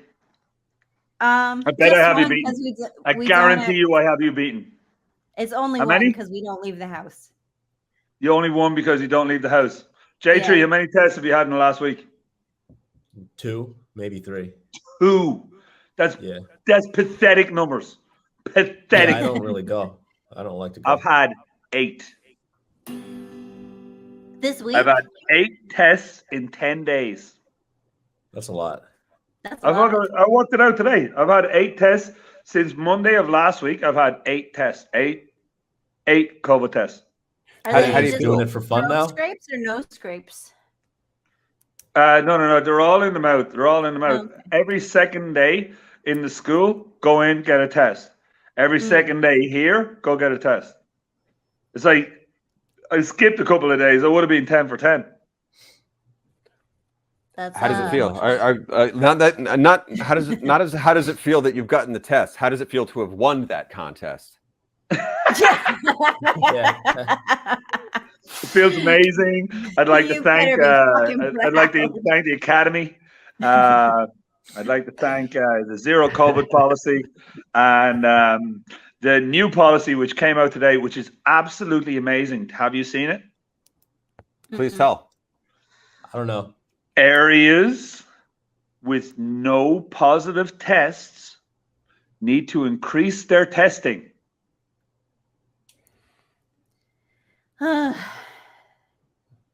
I don't know if they'll actually do it. That sound that you just made, Emily, that sound that you just made is the sound of 1.3 billion people. Because everybody feels like that. It's just like, oh. Well, somebody's getting rich off these COVID tests. Like whoever's selling the little sticks or whatever. I don't know. Hey, but they're making a killing. I should have bought shares in like cotton fields or something. You know. I didn't know where to invest though. I didn't know where to invest. Like, there's not that many black people in China. Oh, that was a bad one. That was a bad one. That was a bad one. I apologize. I'd like to apologize to the Academy, and I'm going to give that award back. But it's unreal. It's like somebody has to pay for these tests, right? Yeah, somebody's paying. Well, I paid for the last few that I got. 350 yuan. 350 or 3? No, 3 kwai. All right, okay, yeah. Because I was like a 3, and then I started thinking to myself, no, maybe 3 times 50 yuan, and I was like, oh no, that's still too much. But there's a hospital around the corner that does it for 25 yuan, and I've done that a couple of times. But recently, they've actually just switched. They're just free now. Even that hospital is free because somebody is paying the hospital. So if the hospital does the test and they normally charge 25 yuan, which they do, somebody is paying that hospital that 25 yuan. Yeah, I hope some journalists just like risk their life to follow the money on this COVID testing. Like follow the money. Some detective, you know, like maybe like a cool detective, some private eye. Detective. A cool detective, yeah. You need like he just investigates and then you need like a Columbo sort of he finds himself in some room with like some femme fatale who's just like, too deep. Yeah, you've dug too deep. And then like I like King pops out of You're in too long. You're in too long. I think walked in with a COVID test in one hand and trouble in the other. Yeah. A nice double-crossing dame. The cool part, I would like to designing the character, a puffy jacket, like a good like a starter jacket, but like puffy. Yeah. What the guy IKEA? Is this IKEA? Yeah. We back to IKEA. A puffy IKEA jacket would actually something. Does IKEA nice sell jackets? I feel like I've seen one before. The employees must have one, right? Right. I'd be kind of cool. Definitely employee jackets or shirts. IKEA. I wonder if you walked around with an IKEA jacket though. Like, would people just think you're supporting Ukraine? It is, right? Yellow and blue, the IKEA colors. They're the same colors, aren't they? You know. Maybe we can get some IKEA gear on Taobao, and for the next sketch, like someone will have an IKEA shirt. Like I thought you were going to propose a business idea. We'll dress up in IKEA wear and then wander around, and when people are like, "I can't put this together," I'll help. I just have IKEA. I have this image of like people going to work in IKEA and, you know, like just taking the bus or something like that, or taking a subway, you know, and then just having random people just going, "Slava Ukraini." No one's that political here. They wouldn't give a fuck. Yeah, I don't think they care. No and the boys are just kind of going, "I work in fucking IKEA. I don't give a shit." Have some meatballs. Have some meatballs. Yeah. Have you tried the salmon? Yeah. I'm so. How'd the fish go, Al? What was it, Al? Was it Al that did? Who was it? You're too young, J3. You're too young. Weird Al Yankovic. No. Before that, I'm thinking Happy Days. Who owned the diner? Oh, I don't know. Al Bundy. No. Al DeVecchio. It was Al, wasn't it? Yeah. Al's Diner or something like that. Or are we confusing Mel's Diner? Mel's Diner. Oh, Mel's Diner was a different show. Alice. Now, There's I Alice. want to say his name was 𝗖𝗵𝚻𝗶. I think that's right. It sounds good to me. Sounds good to me. And he's always complaining about, oh, how is the fish? You know, have you tried the fish? Have you done the fish? You know, I grew up on Happy Days, but I don't. I think I remember 𝗖𝗵𝚻𝗻's name, but I don't remember the fish. Big Al. Yeah, no, that's what he used to do. He used to walk up to all the kids, you know, all the kids in this TV show, and it was just like this bumbling, you know, middle-aged guy about the same age as me, and he'd just like walk up to these kids and go, "Have you tried the fish?" You know? Beloved I know this 𝗖𝗵𝚻𝗻. actor. At a bar. You said a bar. It was a diner. It was a diner. It was like okay. I was gonna say a bar has fish. You know, with hot rods. Have fish and chips. You've got a picture of Al. There he is. Yeah, That's him. this is Al. Yeah. That's He Al. was he was on The Odd Couple before that too. Was he? Yeah, they used to play cards. Here's what other things from very old shows. Old television hour with Peter and Owen. You remember Nipsey Russell? I just know that the term "jump the shark" came from Happy Days. Oh my God! Have you ever seen it? I have Have not. you ever seen it? No, It's I haven't possibly seen the that. clip. funniest thing that has ever existed on television, ever. I saw it when it came out. Yeah. Like it was. I was so there, man. I was there. there. You saw Fonzie jump the shark. The oldest of all of us. Oh, he jumped the shark, man. He jumped the shark. It's serious. You know what it was, J3? J3, what do you think jumping the shark is? Well, he jumped over sharks. He literally jumped over sharks. What was he doing? Paragliding or something, like on the back of a boat, and then he does a jump over. Yeah, he was water like a few skiing. Sharks. He Water was skiing. water Yeah, that's what skiing, they call yeah. it. Water And skiing. there were water sharks skiing, after yeah. him, but of course he's too cool. You know, he's Fonzie. Yeah. Well, it was because it was like one of the first like cliffhangers I think that the show ever had, and so it was like they've never done anything like this, so we had to wait all summer long if Fonzie was going to be alive, like he was going to die in this sitcom. Wow. So it was after like that, a everyone groundbreaking was like, moment. "Fuck this show."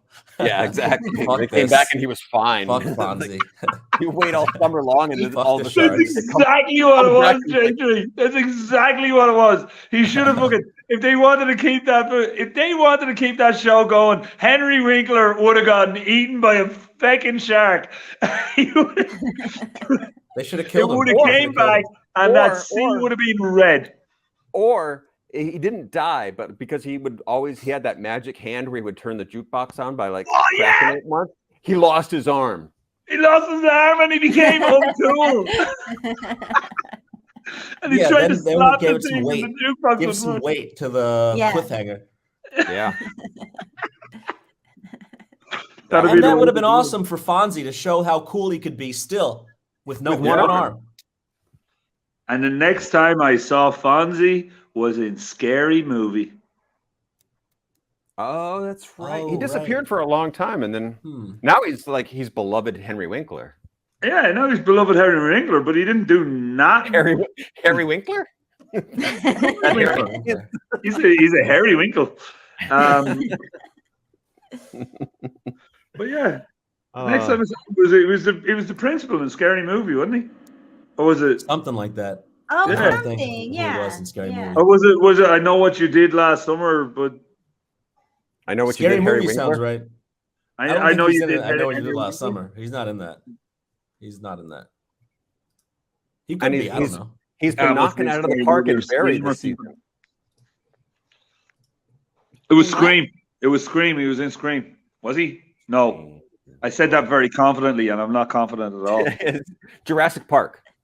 Jurassic Park. That's what he was. A dinosaur. Hey.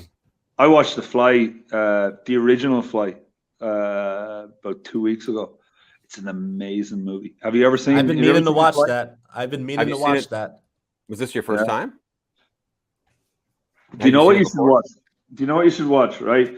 And this goes out to if there's anybody in Chengdu and you want a movie to watch, what you should watch is the original Blob. The Blob. Yep.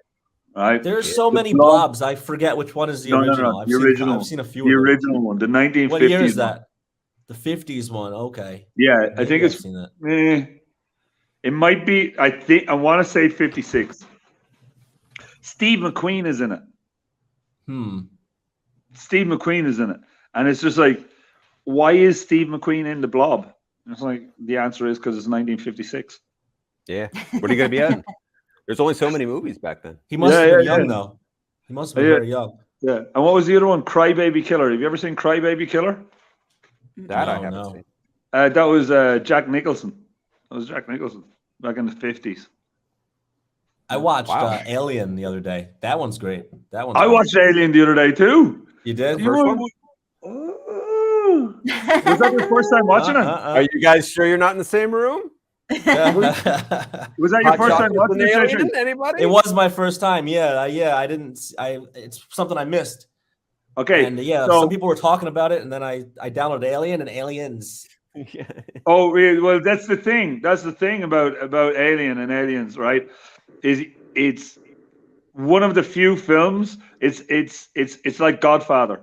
Aliens is better than Alien. Oh, well, I watched Alien, and actually when I watched it, I was in a bad mood and really tired. And I was like, this movie fucking sucks, and this is boring, and I'm going to sleep. Yeah. And then I told all my friends, like, I watched Alien, and it sucked. And then we're just like, oh, like, okay.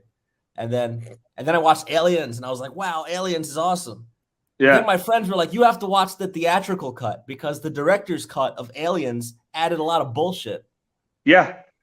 Yeah, it did. I enjoyed it, especially at the end where she meets the Queen alien. That's fucking cool. The Queen looks cool. And then she gets in the robot suit and she's just like, and then she like just smacks him in the head. Spoiler, dude. That's a spoiler. That's a great fight scene. Yeah, but then we should play out that scene right now. Yeah, there's one bit. Yeah, you should do. Yeah. Oh no, she says, "I'm Sigourney Weaver. Get away from her, you bitch." She says that. Get away from her, you bitch. Owen, get away from her, you bitch. Owen, you're the queen. Do the queen's line. So now you have the.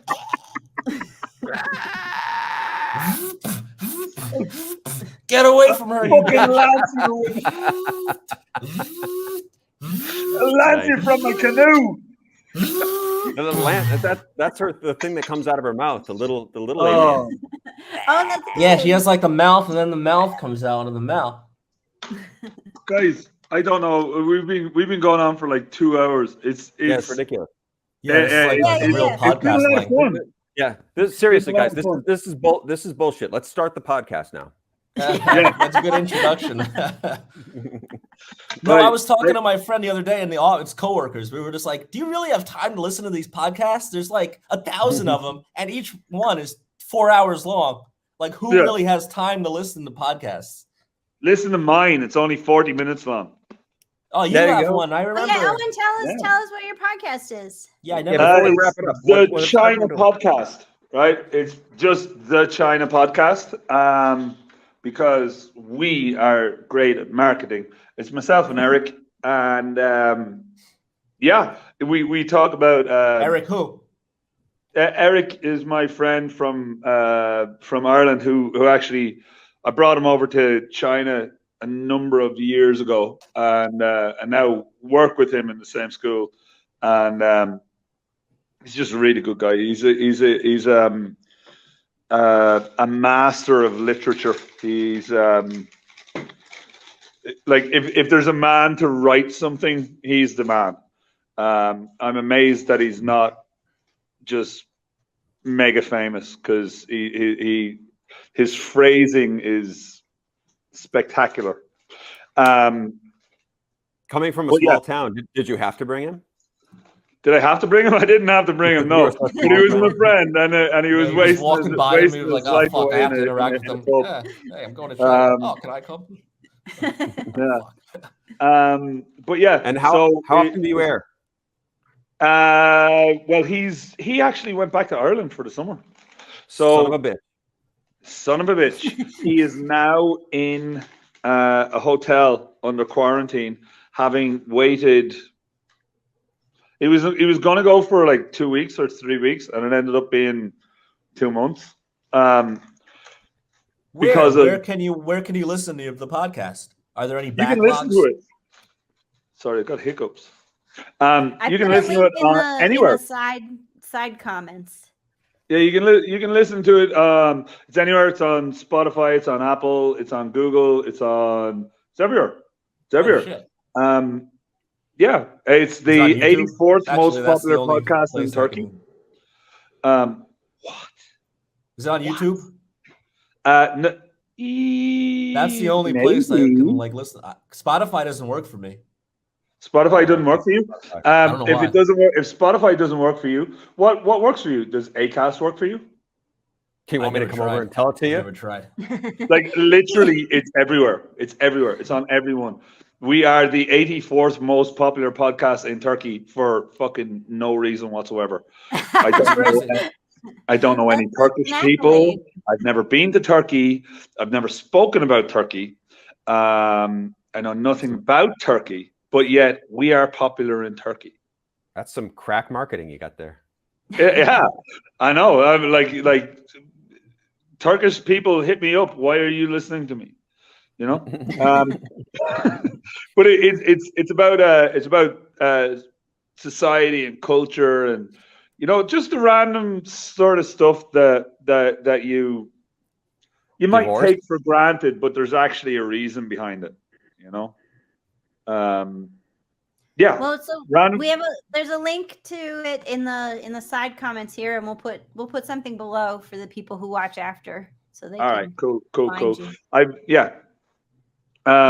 If you're gonna like we talk about things like the aesthetic of cyberpunk and how that was embraced by the governments of Chongqing and Japan, and how the cool Japan movement really tried to push Cowboy Bebop being one of the most cyberpunk things that exists.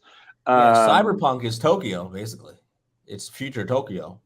Well, no, it's if you're to go back to the very origin of the aesthetic of cyberpunk, it would be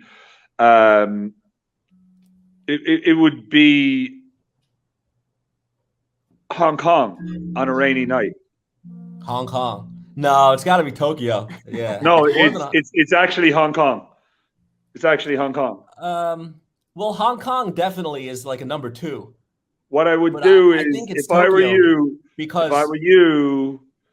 I would anime. Check out Ridley Scott, because he created the cyberpunk aesthetic. Or just check out. We go through it. We go through what cyberpunk is through Bruce Bethke and the origin of the term, and like basically the growth of it. That's one of them. Other ones that we've done is we've done things on what people eat. What people eat in China is kind of weird. It's basically cyberpunk. What do cyberpunks eat? I'm like pill form meals, juices. Cyberpunk is basically. Do you know? Have you ever heard of a term, Deus Ex Machina? Yep. Yeah. Right. I So don't know what it means though. Okay, you don't know what it means. It means God out of the machine. All right, it means God out of the machine. Now, if something is Deus Ex Machina, what happens in the story is that some almost mythical element comes in and saves the day. It's really Which cheap. Generally, is a writing failure. It's a writing failure. Like it's not a writing failure. But it's cheap. It's cheap. Structural, yeah. Yeah, it's cheap. It's just a get out. It's just like a cop out. It's like, oh, we've created this world. We've created all these complications. How are we going to fix it? Oh well, Like in the Devil Wears Prada, yeah, the girl's rival conveniently gets hit by a taxi or something, and then she gets to tag Was that along what with the happened? important. And Yeah, is that at the end of the the movie, The Devil Wears Prada? She's in competition with this other employee, and then Emily Blunt, the actress, and then her character gets hit by a taxi, and then Anne Hathaway wins. But that sounds like Deus Ex Machina, right? It's one of the greatest cyberpunk movies ever. The Devil Wears Prada. Yeah. So what I want you to do is you have that image in your head of like this trite, contrived literary trope of God out of the machine, which is like Deus Ex Machina, of some form of thing which comes in and saves the day. All right. Cyberpunk is the exact opposite. All right. So it's Deus Est Machina. Right? God is the machine. Right. Okay? The machine controls everything. And if the machine wants to kill you, the machine will kill you. If the machine wants you to live, you will live.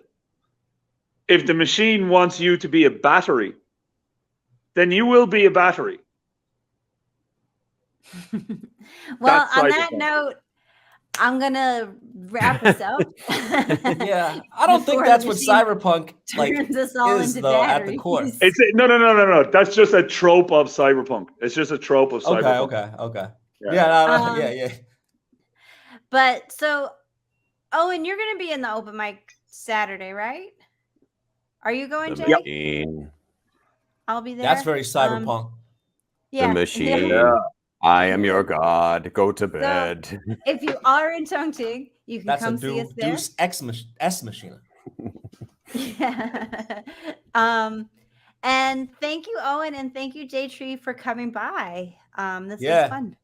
Yeah, this is the longest podcast I've ever been a part of. That's fun. Me too, actually. If you need more, the guys over at 𝗖𝗵cie, I think, go to midnight. If you need more Chengdu-based podcasting, they have whatever a guest this is, from live Shenzhen streaming tonight too. Yeah, so if you need holy shit, what are we doing here? If you need more Chinese comedians, let's go over there. Go over. Yeah, some exactly. Cyberpunk lighting too. I should get a pretty good light or something. Yeah.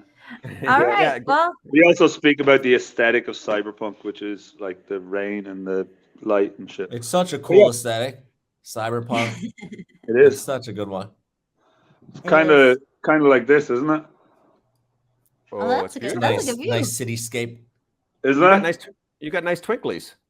Yeah. And if I look all the way down here, I can actually see Raffles. So I've got the twinklies, and then I got Raffles right in the middle of it. That gap between those two buildings is Raffles. Looks like an AI one of those AI generated pages. We're in a Ridley Scott movie, boys and girls. We're in a Ridley Scott movie. Good job. You've done a fantastic job this evening. Yeah, thank you guys. I'm gonna pull the plug on this. All right, peace out. We're out. Machine is closing us down. All right, goodbye. All right.